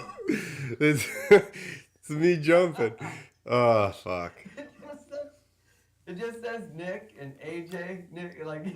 I even in that building. So there was like there was a bunch of dressing rooms or whatever. So like all the circus performers are in this one dressing room. So I go across the hall in this totally empty dressing room. So it's just me. And I come back in. I left for the night or whatever. And I come back in and there's towels and shit hanging up there. He moved into my solo dressing room. There was literally no reason for him to be in there at all. I was the only one in that dressing room. And next thing you know, I come back in. There's all these towels and shit. I'm like, who the fuck is in here? And then next thing you know, he comes walking in. And I'm like, are you fucking serious? You had to come in here into my solo dressing room and fucking haunt me here too? You want to show me more dick pics? Like, what are you trying to do? Just nonchalantly come out of the shower with your dick out? Like, I don't understand. Well, that's like that scene in Eurotrip on the train. And dude, he's like, oh, my Scoozy. Yeah. If he had been European, that would have been him. He was like, I'm gonna come out of the shower with just my dick hanging out of my towel, and I don't know if you're fucking cool with it. Cool. Oh, wow. I don't know if I ever want to do circus. You do. You want to. And then you gotta come back and tell us your stories. Yeah. Do it, and then come back and tell us all about it. The only circuses I've done are the Nitro ones, and they're nowhere near that well. Well, step it up. Step your game up. Don't do those baby circuses. Yeah, tell Travis, step your game up, dude. Yeah, tell Travis. I heard a story about the circus. What's going on here? Yeah, tell him he needs about 30 South Americans and some dudes from the homeless shelter that want to show people their dick. Then he can call it a circus. So that circus till there's some dicks. Not a circus till there's a whole family of South Americans and some creepy guy showing you his dick, all right? Until then, you're just fucking doing monster jams. This doesn't sound like a family friendly event anymore. What do you mean? They're all It families. It stays in the campers. I'm getting a beer. I don't know if this is almost over. I'm still getting a beer. Wow, I don't know. We're on a roll here. Kombucha. This is it's been an interesting conversation from snow bikes and dirt bikes to kombucha to the circus. And dick pics. Listen, this is how this podcast goes. If you haven't watched enough, like we had Nate Adams talking about what the hell was it? Fluoride in the water and shit like that. Like we go all over the place with people. Nate can get on some tangents. I shared a room with him a couple of times at Nitro, and he's chill but interesting. I like him. Well, that's why we do, like I basically based it off of like like Rogan's podcast where he does 3 hours. We only do our aim is like hour and a half at least. But then you venture off of your initial like subject and you talk about you get to actually know people. So, it's like the same thing. We spent an hour or more talking about actual like X Games and stuff. And now we ventured off and now we can learn your actual personality. Totally. Which is that's what anything like look at reality TV shows. It's just because you watch it and you go, I really like that guy, I hate that guy. Like whether you like him or hate him, you actually have a feeling about it and it becomes interesting to you. So we like to try to do long form conversations so that way we can veer off topic and see what the people actually think. Totally. I think it's great. I mean, yeah, that's why we have social media stars that don't do anything other than just blast their life. Right. And my whole time, I've always started companies or had teams or whatever because I hate talking about myself and I'm pretty sure that nobody gives a fuck. But that's what social media is. Apparently people care. Totally. Social medias. The medias. You don't have to have skills to do anything anymore. You just have to have social media followers. At the end of my career, I'm riding like 600 performances a year. And there's people on Instagram riding like 10 shows with like 1 million times the followers and stuff. And I'm like, apparently you just got to post shit. I don't really get it. Yeah, but what pays? Like social media can look good, but you can be broke as shit. Yeah, but if you get up into the big numbers, then that will affect, you know what I mean, being hired and shit like that. Like, and nothing against Axel, but how did Axel get into the snow bike thing? Because his brother. Well, but he has a fucking ton of followers. So, if you're gonna hire somebody, why not hire the guy that already has a built-in fan base? I mean, it makes sense. I get that part. He is good though on a bike. No, I agree. Snow bike, obviously, but I agree. But what, like, okay, and probably this year was a perfect setting for him because since it being the first year, not everybody was going super gnarly. Even a guy like Brody did and I'm gonna slight what he did. He did a holy grab on a fucking snow bike, but in the grand scheme of things, compared to what he does normally, that's not really necessarily that gigantic of a trick, right? But he got in because the sport's still in its inception. So, there's room for that. And it's the same thing. Axel was able to get in. He's only been doing tricks for, from what I know, 6 months maybe. Like. He was only doing the race and snow bike best trick. Yeah. But Frisbee ended up like doing something to his back in snowmobile freestyle. So he pulled out of that. Well, then there was only 7, and then they were scrambling. I mean, and he was already there. Yeah, Axel was done, like going to go party. He stripped all his gear off or whatever, and Kirkhoff goes up and goes, "Hey," he goes, "If you're in a ramp on your You're no. He's like, well, we need somebody. You're in. Trick. And he thought it'd be like meant like now. He's like, so what? Is the event like now? Like I can go cut grabs real quick, I guess. Like, what's the ramp at? Like, oh, 30, 40 feet. Okay. Well, how is it hitting the thing? All right, cool. And the next thing you know, he comes rolling up on his bike, ready to go. Really? So he hit Was it. that last minute? Yeah, in like practice right before the show, or what? Or did he just hit it in the contest? No, he came into practice, but it was like literally like he hadn't jumped a snow bike and done any tricks on it until that day. Nice. It's pretty gnarly. Yeah, he can ride for sure. Oh yeah. It's actually funny the social media thing. I don't know if you text, if you caught that on my front number plate. The upper right corner. I went to high school with a dude that's what he does for a living. I don't remember what he was doing before, but he was screwing around on social media and all of a sudden started getting a huge following, and now he's like a kingpin on YouTube and Facebook and everything. So he helped out with me getting X and everything like that. So I threw his logo on my bike and he's all stoked. But you guys ever heard of Mr. Technical Difficult? No. I feel like I have. Maybe. Yeah, it sounds familiar. Like No, I think he's under a different alias now. I think he's calling himself Chuck Hawks. What is it? Now he's calling himself Chuck Hawks. He just throws tomahawks at his buddies standing against like a backdrop or something. Is he drunk while he does it? Hasn't killed anybody yet? He's got like 6 million followers online. I wish I had Well, tits shit. because I would have at least 50 times more followers. We should get him on here. You guys should do another with him. Yeah. We should. Done. Might be able to set that. Find this picture of it. Your number plate.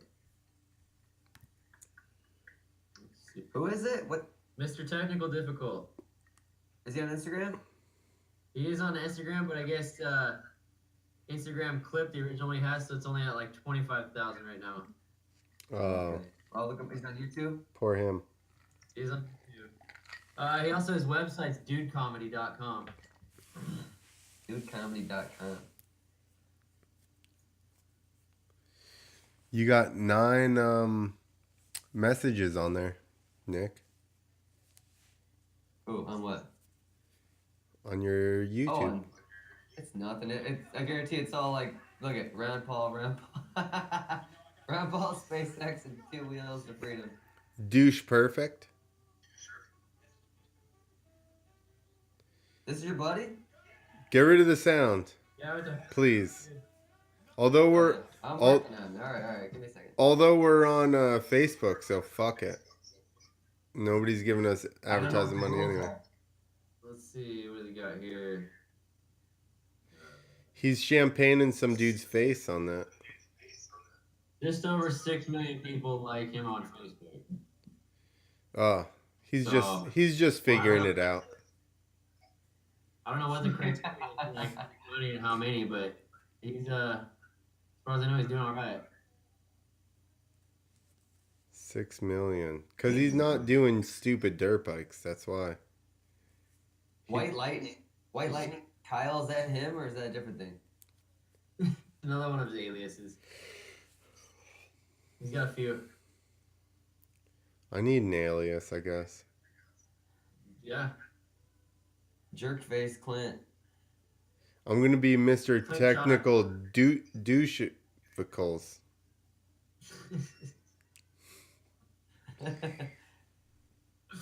Oh man. That's me.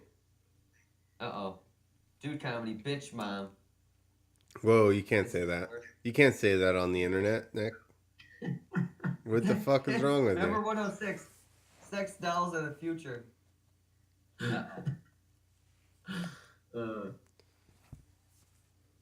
Oh yeah, look at that. He posted me up on his Instagram already. What the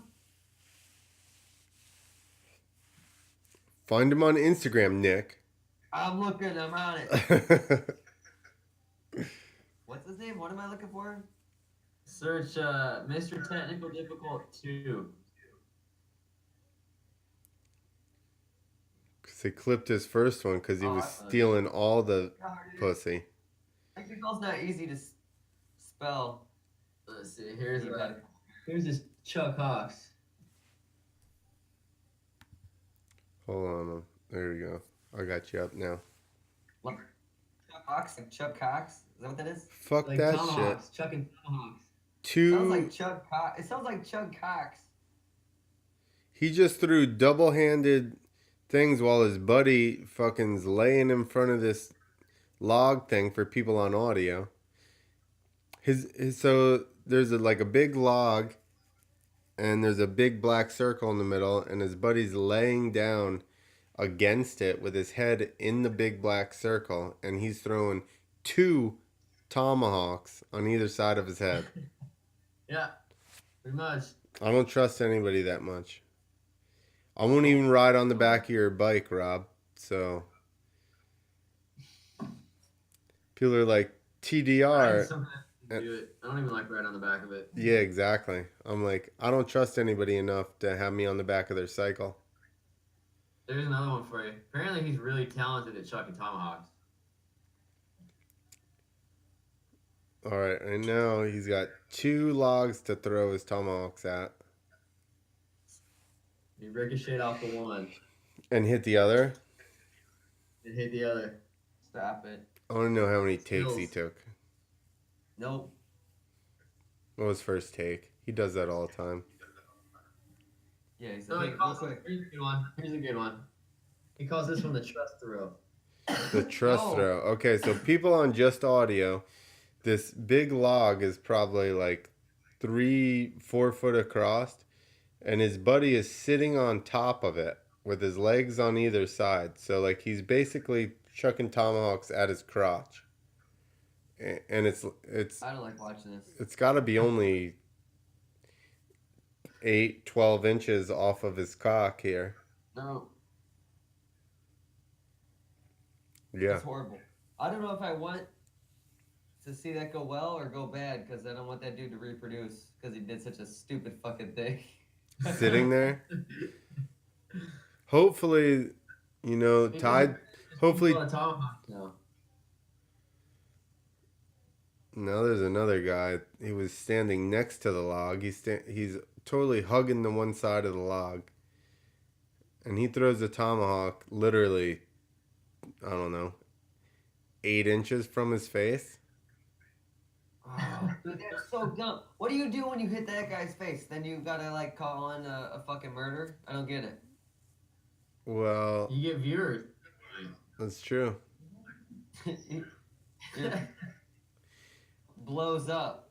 Nick, let's you sit on a landing or whatever, and I'll jump and just land on you. Yeah, I'm signing up for that. Let's set that all the viewers will be ours. We will own all the viewers, and then we'll be like everybody's done viewing everything. And then we're gonna be like, you all have to pay for everything. Or we're shutting down the internet. Like, we love the internet. How am I gonna order Domino's? Is he dead? You take the internet. I actually ordered Domino's through the app for the first time last week, or was it 2 weeks ago or something like that. Yo, and then you can watch it. They're like, we're putting the toppings on your pizza. Right? You can leave them a special note. Would you like to leave a note with your pizza guru? Yeah. Don't spit in it, you fucking asshole. If you're a cop, don't spit in it. None of us are cops. None of us are cops. Do not spit on my pizza. All right? Send the delivery man with only one pizza because we're going to get him stoned when he gets here. Oh, man. That's the message I'm going to send next time. I'm going to be like, send one guy with I no... don't know what you're talking about. He's an X Games bronze medalist. He doesn't know... About the marijuana? He's up from the crunchy area. He knows about the marijuana, for sure. I don't know. You know, I'm not really an advocate of it, but I don't have a problem with it, but it's totally legal here. So you're not listen, not an advocate means that you're not like pushing other people to do it, Yeah. Oh, I right? don't do it either, though. That's what an advocate is. Well, it's like I'm an it's like walking advocate. to a grocery store right here. You go in there and they have like What need? anything and everything you could want or need. Where are you at again? Washington State. Oh yeah. Sounds delicious. I don't even know if they call them dispensaries anymore. I think it's just like the pot store. Just a store. The store Yeah. that has pot. The crunchy store. The Like, crunchy you can store. I guess you can get Weed granola. Granola weed. probably. They have Extra crunchy. That's the crunchiest thing you could fucking make. Oh man. Well, I guess they make you know, like those K cups for coffee. I guess they make cannabis infused K cups too. You can buy. Somebody needs to Like ship me cannabis some stuff. Tea or something. Yeah, you just put it in like the Keurig machine. Someone would just break it open and just. Eat That's it. right. Like, I would make get so myself a much. drink. I would make myself a drink. Then I would break that thing open because I'm like, there's got to be some left in here. How do I know? Listen, it's super crunchy. how do I know that I got all that out of there? I don't. I need to eat the rest of the coffee beans inside there to make sure that I got it all. How much? Listen, you think K cups are expensive now? Wait until there's fucking weed in them, right? And you're paying $25 for one K cup. All right, I'm eating the fucker. I'm opening it up and I'm eating it. Get my $25 worth. Oh man. That's what happens when you're on the East Coast and you're like separated from your joy. Yeah, Everything's illegal. that's for sure. In California, somebody gave me. Listen, we built that that video where it's like building Stairway to Heaven. When we got done building it, everybody was like, "Hey, let's go rip some fucking bongs." So we literally build this huge jump, and then we go back and we rip huge bongs of what the fuck is it? The wax or whatever, shatter. What the hell? Oh. Yeah. Dabs, right? But the dude has like a tray. I'm not even shitting you. A tray like this, and the bottom of it is like half an inch of just dabs. So Like an ice cube tray. no, like a fucking like if you had some food that was left over, like a fair amount of food left over, you would have a big Tupperware thing, like 10 inches long and like 5 inches wide. That thing had a quarter to half inch of dabs on the bottom. And they got the spoon thing and they're just scooping a big spoon out. And I'm like, listen, I don't need all that. Like, just give me a smaller one. And they're like, ha ha ha. So I hit it and I'm like about to throw up because there's so much. I'm like, okay, I'm good. So I go, hey, you finish this. And the guy goes, we don't finish that shit, and just runs it around the nail and just burns it off. And then we go back out and we just start ripping this huge jump that's like third gear completely wrapped on a 450. Jesus. And so I'm just all, this is awesome.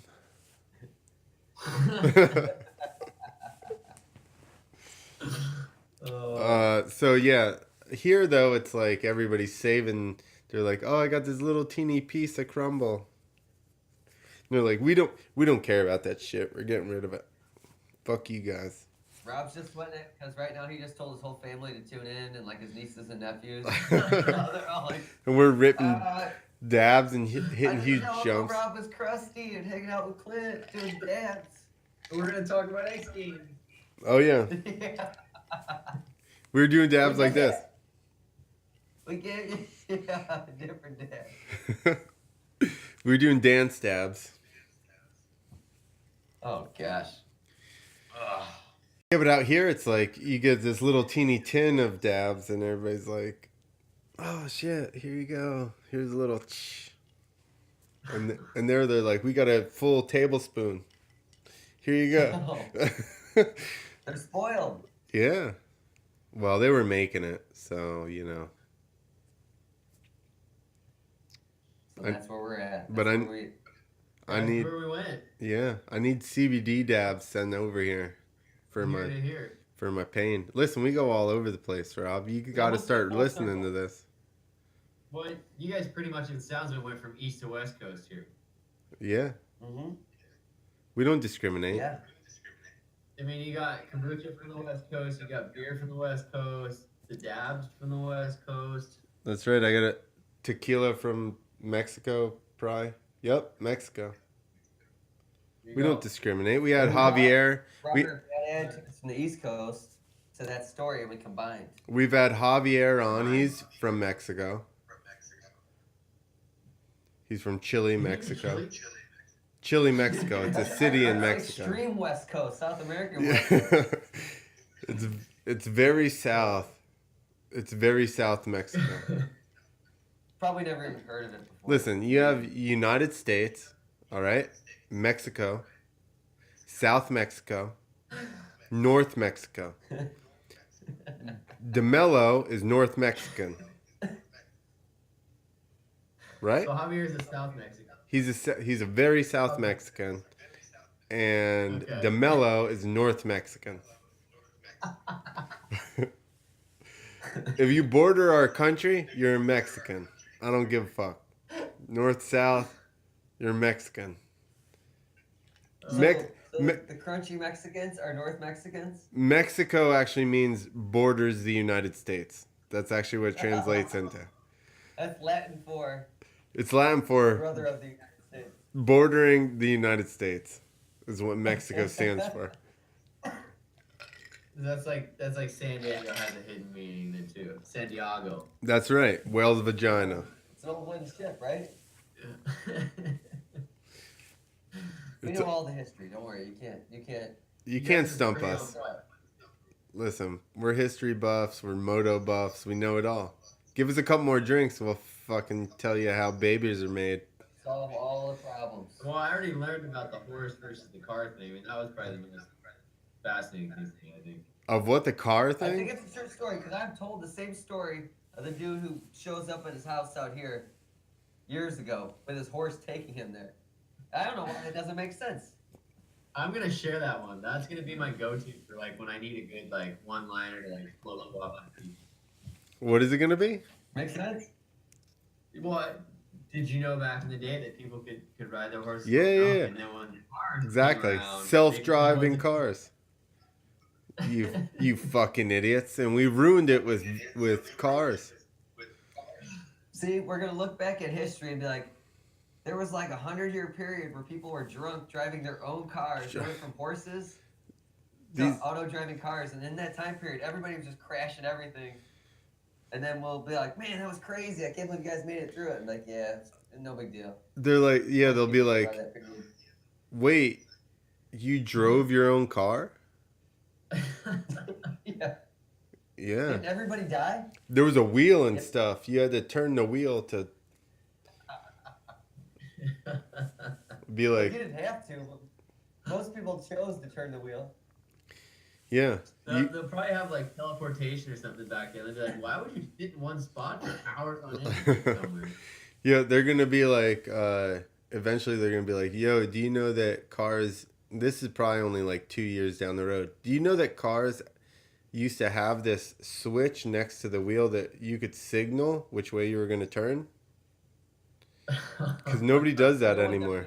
No one's ever gonna recognize that. They've given that up. Everybody's given that up. And I'm like, Well, isn't that kind of like the old school, like not necessarily hot rods, but the old school cars from like the 70s that had the little chrome little switch on the floor that you hit your foot and turn your headlights on? high beams. That's only Yeah. high beams. You had to turn your headlights on, but then the high beam was on the floor. Just People leave don't mine really alone. know that. Fuck your fails. Yo, that's way cooler. Dude, Just think about it. The iPhone came out like 10 years ago, and we can't picture life without a fucking touchscreen phone with everything on it. 20 years from now, we'll be like, man, people actually fucking drove cars. And I think I think we'll really be crazy, like, because I'll try to convince my kids, like, it was so fun driving. It was a blast. We could drive everywhere. We take our time. We could speed. I lost my license. It was so fun. Like, all this crazy stuff. And then we're like, nah, dude. My dad makes shit up. He lies. The American road trip. There's no more. It'd be fun to take a road trip with the car driving itself. But there's something about almost falling asleep and killing, like, everybody in the car. There's something to that. Keeps everyone on their toes and alive. That's right. It's human nature. And like Clint, we argued about 2 weeks ago, sometimes you gotta eliminate the weak.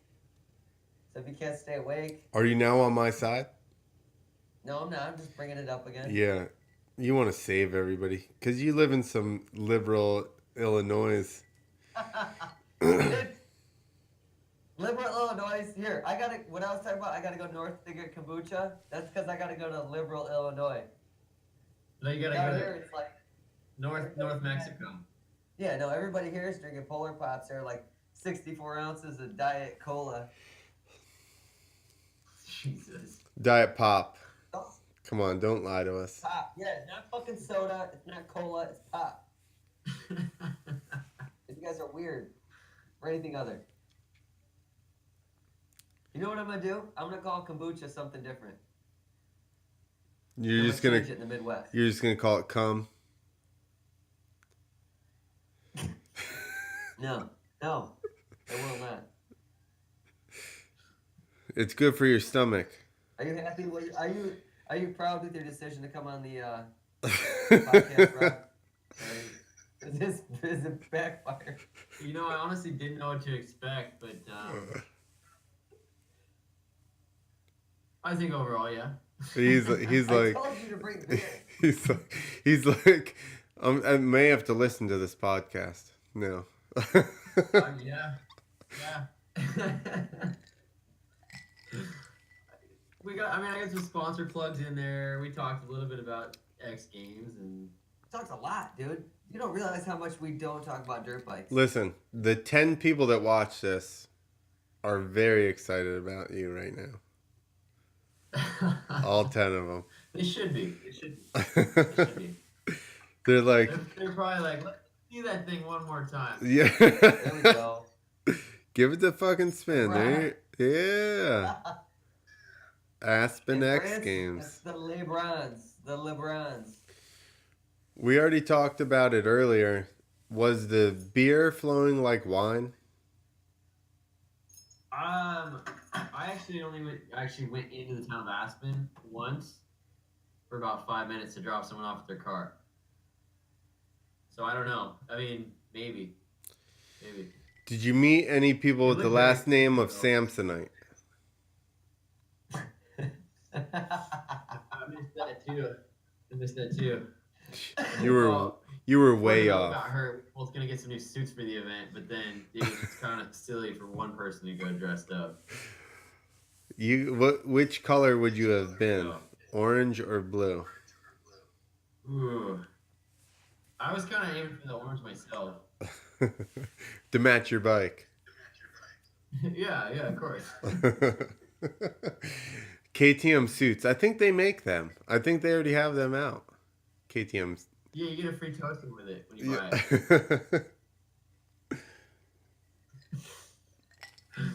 it. What other bike manufacturer has made more random shit than KTM?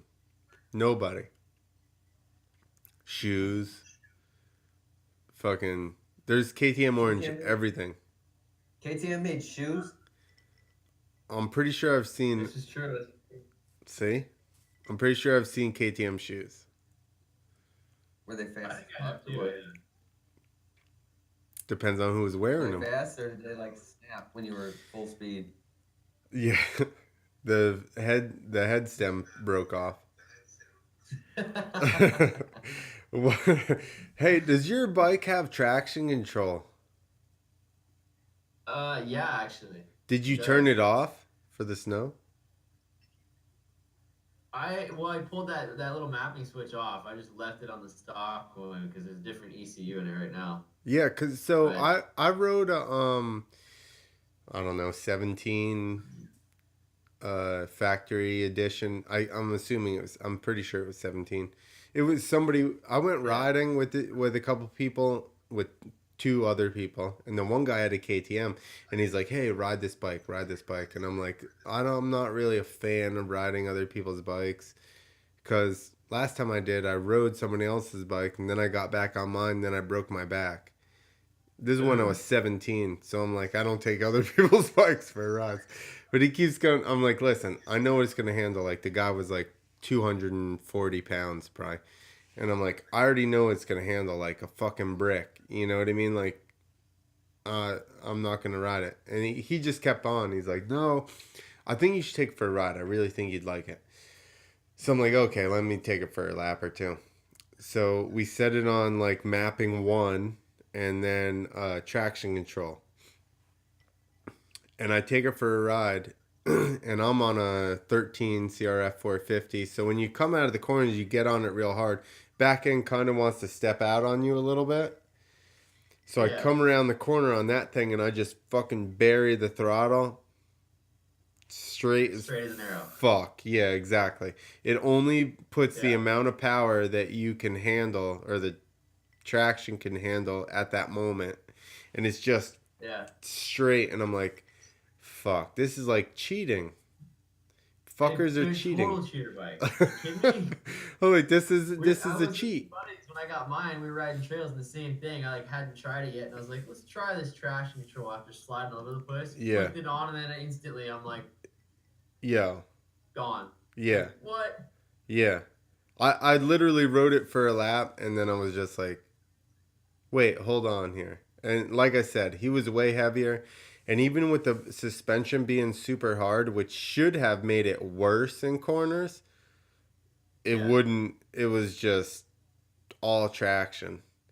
And now I'm Oh like, yeah. man, maybe, I don't know. Maybe I should get one of these. And it was hard as fuck, and it still was handling, as good or better than mine.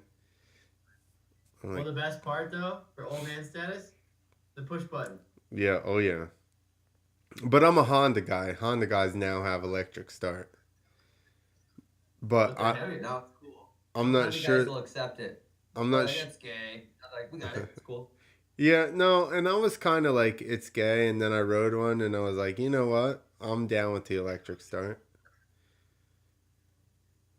It's especially nice. in a race.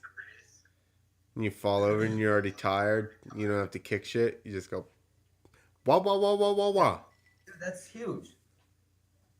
Yo, When you think. fall over, you're out of breath. You're burning up, and then you got to try and start a bike. You're done. Well, think about this. Think about racing, and then you fuck up in a corner, and you gotta dab your foot like 4 times to get yourself through there without falling over. That's enough to make you exhausted. Oh yeah. So just hitting the buttons, fucking killer. What are you I'm doing, already Nick? exhausted just hearing about it. Are you typing? Who are you writing to? Who, me? Are you writing emails? What's going on? I'm uploading shit, dude. I'm making memes. He's texting the circus guy. You're a meme person, Nick. I see what you did there. Oh, shit. Old guy jokes strike again. You're only what, like 6 years younger than me? Rob, how old are you? 30. 30. He said he just turned 30 the like 2 days before X Games. Well, how old are you, Clint? 38. How old am I? Oh, we're split even. You're 34. Yeah. That's what know, I said. yeah. That's what I meant by that. Yeah, that's what I figured. Even between Rob and I. Rob probably understands the internet better than me. Okay, that's as good as it gets. Yeah, for sure he does. I don't know. I think my Sure. 4. Well, listen, anything, if you watch our Instagram, all the really good ones that get like fucking 20,000 or like whatever, 10,000 likes are the ones that Nick posts. I don't like know. a hacker. I don't know if And his he doesn't timing do it is for right. now. I don't know if his Yeah. timing is right or like if he just knows the videos that people like. But I'll post something. I'll make something. Yeah. I'll like Who doesn't know that a guy in a 4-wheeler doing donuts is gonna get a bazillion fucking likes? Like that's just it's the internet. I don't know why it is. with some 18-inch rims. A guy on a 4-wheeler with 18-inch rims doing Hey, does is how gonna about that get kid you on that fucking 20,000 scooter? likes. You listen, Rob. You How could do about that kid double on flips scooter on that got snow on that bikes. skateboard today? He's not even listening. Yeah. Here's the You thing. see double flips on sport bikes? You could no on snow bikes. You could do double flips on snow bikes, and Nick will post a picture of some asshole on a scooter breaking some other dude's skateboard, And and I it's gonna will, get and it'll happen. and it's So, gonna yeah, get and it's many views. and it's gonna get yeah exactly like Yeah, but 100 you know what times the the number amount 2 of views. was? Axel Hodges riding the mountain bike trails. What? The number 2 one was Axel Hodges riding the mountain bike trails. Not that it's Axel Hodges, but to get anything to be better than something fucking stupid is really hard on the internet. Like somebody actually riding. You guys should get old Larry the Enticer on here. Ooh. Oh, that dude with the fucking the Denim Canadian jacket. tuxedo? He You know him? he showed up to X Games, him and his posse, man. Bright as hell, like the old like 90s ski gear that's like neon color and everything else, and he's in his Canadian tuxedo. Oh my god. So Wait, what's his hold deal? on. What is a Canadian tuxedo? What is it? Yeah, what is a Canadian It's a tuxedo? Denim Dan. Yeah, It's Okay. Get denimed out, man. All right. I did It's see. denim. You live in New York. You should know this. How the It's fuck only would I North know America. that in New York? Where everybody here is pretentious as fuck. Nobody's wearing a denim jacket with some denim pants, all right? You're this close. You're this close to Canada. You're closer, you fuck. No, I'm not. You're further north on the parallels. You don't know. You're drunk, Nick.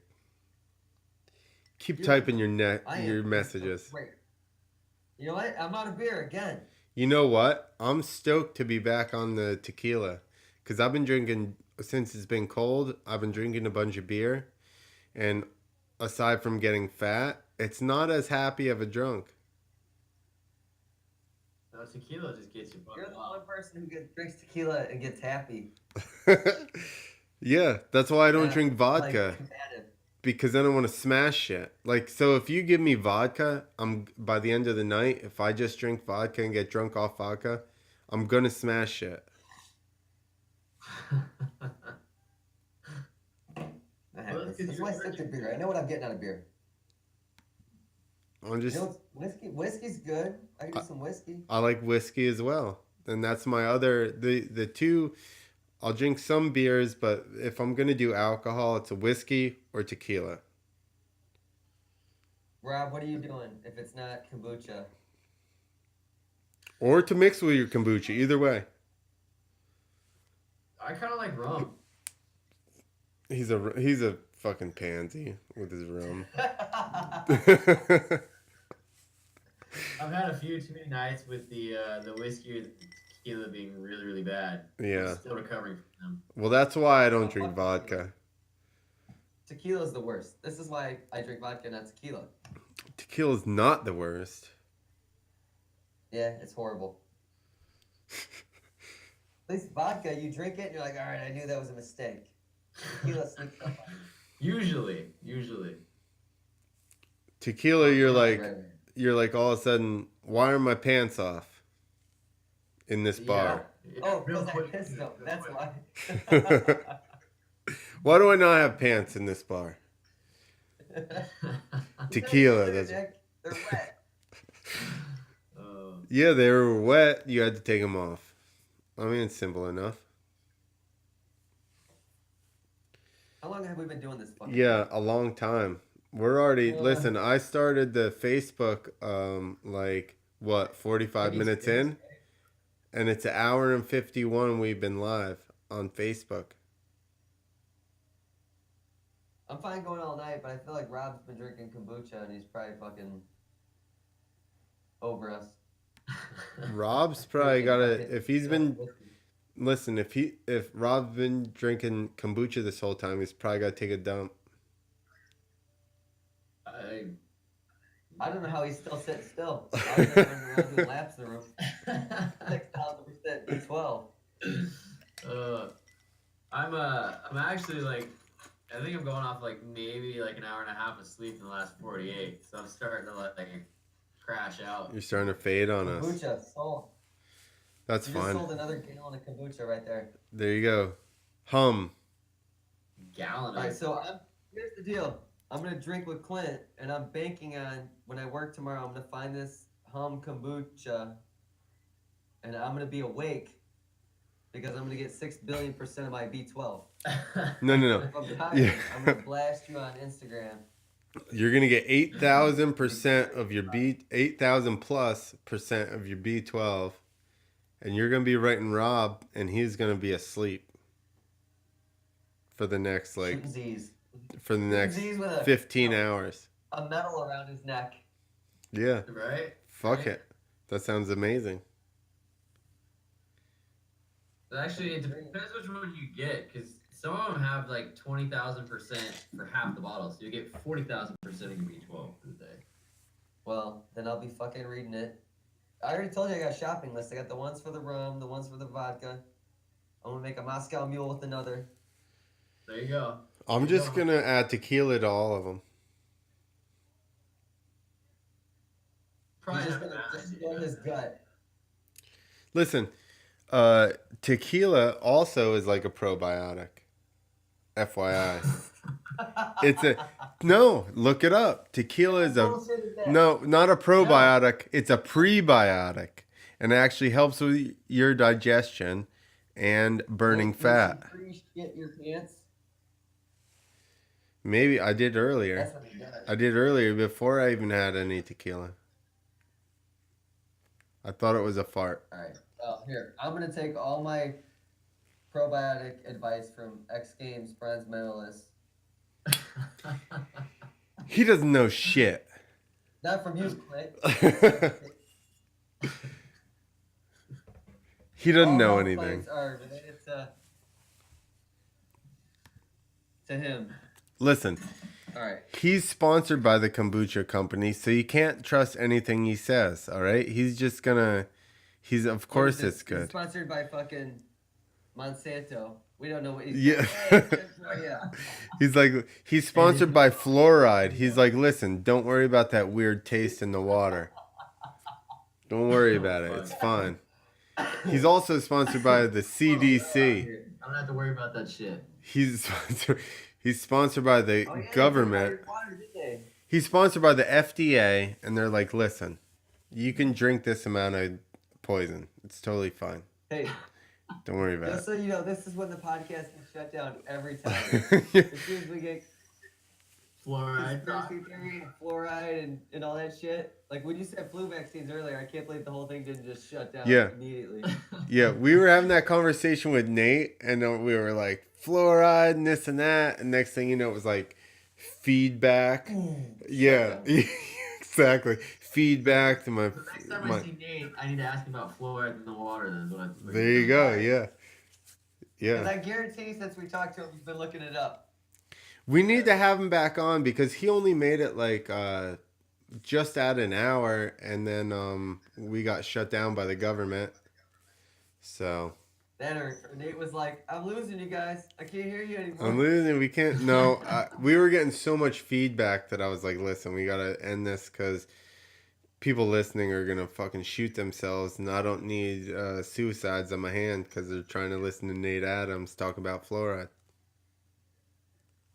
All right, so now you know, Rob, when you tell people about the podcast, tell them to bring a beer because it gets long. Gets long. Next time you're on, If I Rob. would have known that, I would pour first. Next time, listen. Everybody needs to drink beer You know what, on this maybe, podcast. Maybe we'll do another one of these come springtime or something up at Demella's house. There you go. I tried to get Kyle on. I had Kyle scheduled. You tried? Yeah, I had him scheduled and everything, and then like something come up and he was in transit or something, and he didn't make it on, so we'll get both of you guys on from the Camp H. Yeah, he's home now. He ain't doing jack squat because he's injured. So get him on there. And we can have the goat bouncing around in the background. Yeah, what the hell's dude, the I goat want is- anything on the podcast. Have you seen the goat? The goat got reshared by some hip hop dude and has like 3 million views on some of his stuff. I didn't know the goat had his own account, but Yeah. I definitely seen him getting up and fucking ramming shit with his head. He gets after it. He's a little shit. Have you seen Jacko Strong's The kangaroo? yeah, there you go. I was gonna call him the koala. I've had too much tequila. I think Skip. that's the way that freestyle is going. Is I think the small dog fad was the thing, for celebrities, and now it's freestyle riders are gonna get exotic pets. Well, I bought a blue heeler because it's an exotic dog. It's all strip. This is It's why I an. have an owl. It's it I bought and this owl. man. It's exotic. I have it. It's fucking mean. Watch out, strike. Look at his eyes, dude. He's looking right through you. Oh my god. I'm gonna We got bring. props. I'm trying to see if I got anything in here. Oh, I switched to I your. don't have anything. I You don't don't. have anything that cool. I'm boring in here. What does Nick got on his handlebars here? You got kids. That's why you got all kinds of fake animals. Yeah, I got gadgets, dude. I got props and shit. Look at that. That's a Christmas decoration. I don't know. It is. I don't know why it's back here. I'm going to bed, dude. I got a live dog, but it's asleep. Like you put it. I put it Is to it Stella? sleep. No, You put your dog to sleep. no, it's my All right. girlfriend's Go dog, to bed. Marley. I'm tired. Hold on, Marley needs to get on. Then we'll go. Can you see that? Marley. There you go. There you go. She's like, fuck you, I'm going back to sleep. Marley. What are you doing? She's like, I'm sleeping, you dickhead. My dog's in the other room. She's like, I don't give a fuck. She's over the podcast. She knows what's going No, on. she'll be right out here. I'm whistling. Here she comes. Here she comes. And then we're going to end it. Get up here. All right. No, I don't want the ball. Come here. Stella's a hoe, Rob. Come here. So you know. Listen, Memphis is the only one that's fornicated with Stella. She bites all other dogs that tries. Get up here, Stella. Come on. Up here. Let's go. Yeah. Let's go. Come on. She'd bite Randy. Like it. Here it is. Here she is. Here she is. There's my girl.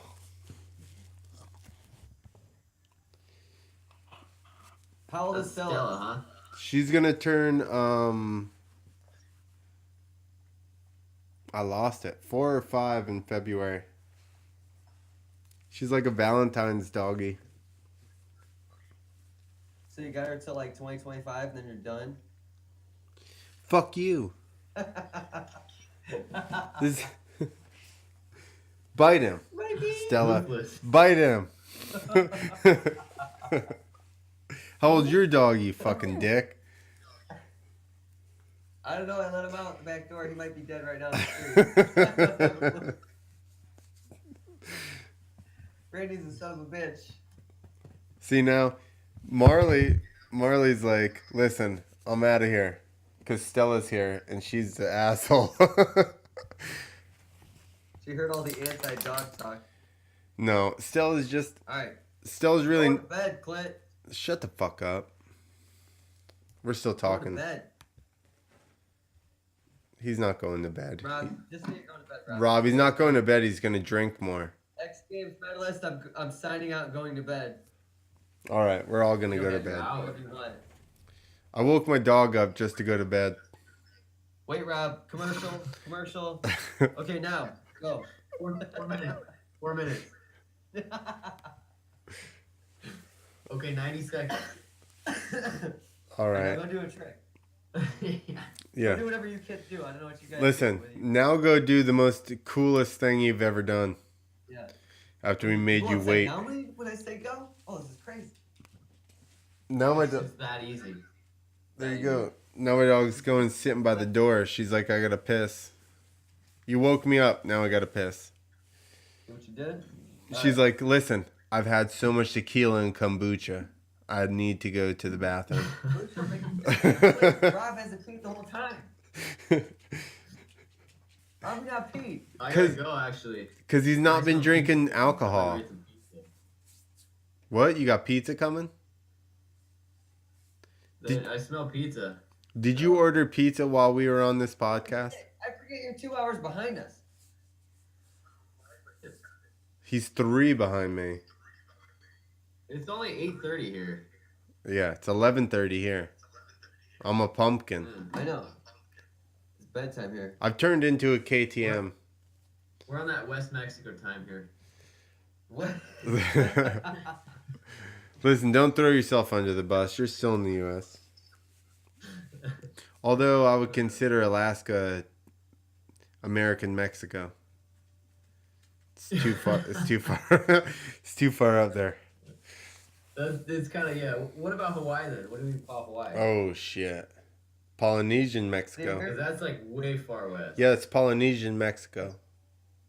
That's American. Oh, okay. All right. We're gonna go. Thank you for coming on, dude. It's been fun. Appreciate it. Hey, Thanks for having me. You two Like I said, stop. we'll do it again sometime. Stop growling Let's at do this each for other. sure. Not you two. My dogs are growling at each other. Yeah, thanks for coming on. Congratulations. Hook us up with the hum kombucha. I'll be on here drinking this shit every night or whatever, every Tuesday. There you go. There you go. Nick won't because he's I'm fucking gonna for some hum tomorrow. yeah. You guys got my gram. Send me a message on the gram. I'll try and get some coupons for you. All right, perfect. We'll just send it, just promote it. Be like the kombucha sponsor for the Tuesday segment. That'd be Yeah. awesome, dude. Yeah, we're in. We've been trying to get somebody to sponsor us with some kind of beverage. And listen, if we were figuring alcohol, but if I gotta add alcohol to it, I'm totally fine with that. Well, that just leaves your options open. You got, you I got will choices on drink your options. kombucha until it becomes alcoholic. Well, like I said, they're coming out with the alcoholic ones. So I'll just drink like 30 bottles of it till I get a buzz. I'm not big. I can handle He's just gonna sit there and piss himself. this. I must be drunk. I just pissed my pants. All right. All right, guys. Thanks, Rob. Thank you. Yeah, Yeah. it's been fun. There you go. Spin that shit around for us one last time. One more time. One more time. For One more everybody. time, and we're out.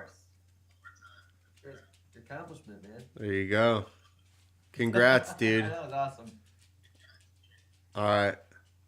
Squeeze it easy. Later. Later.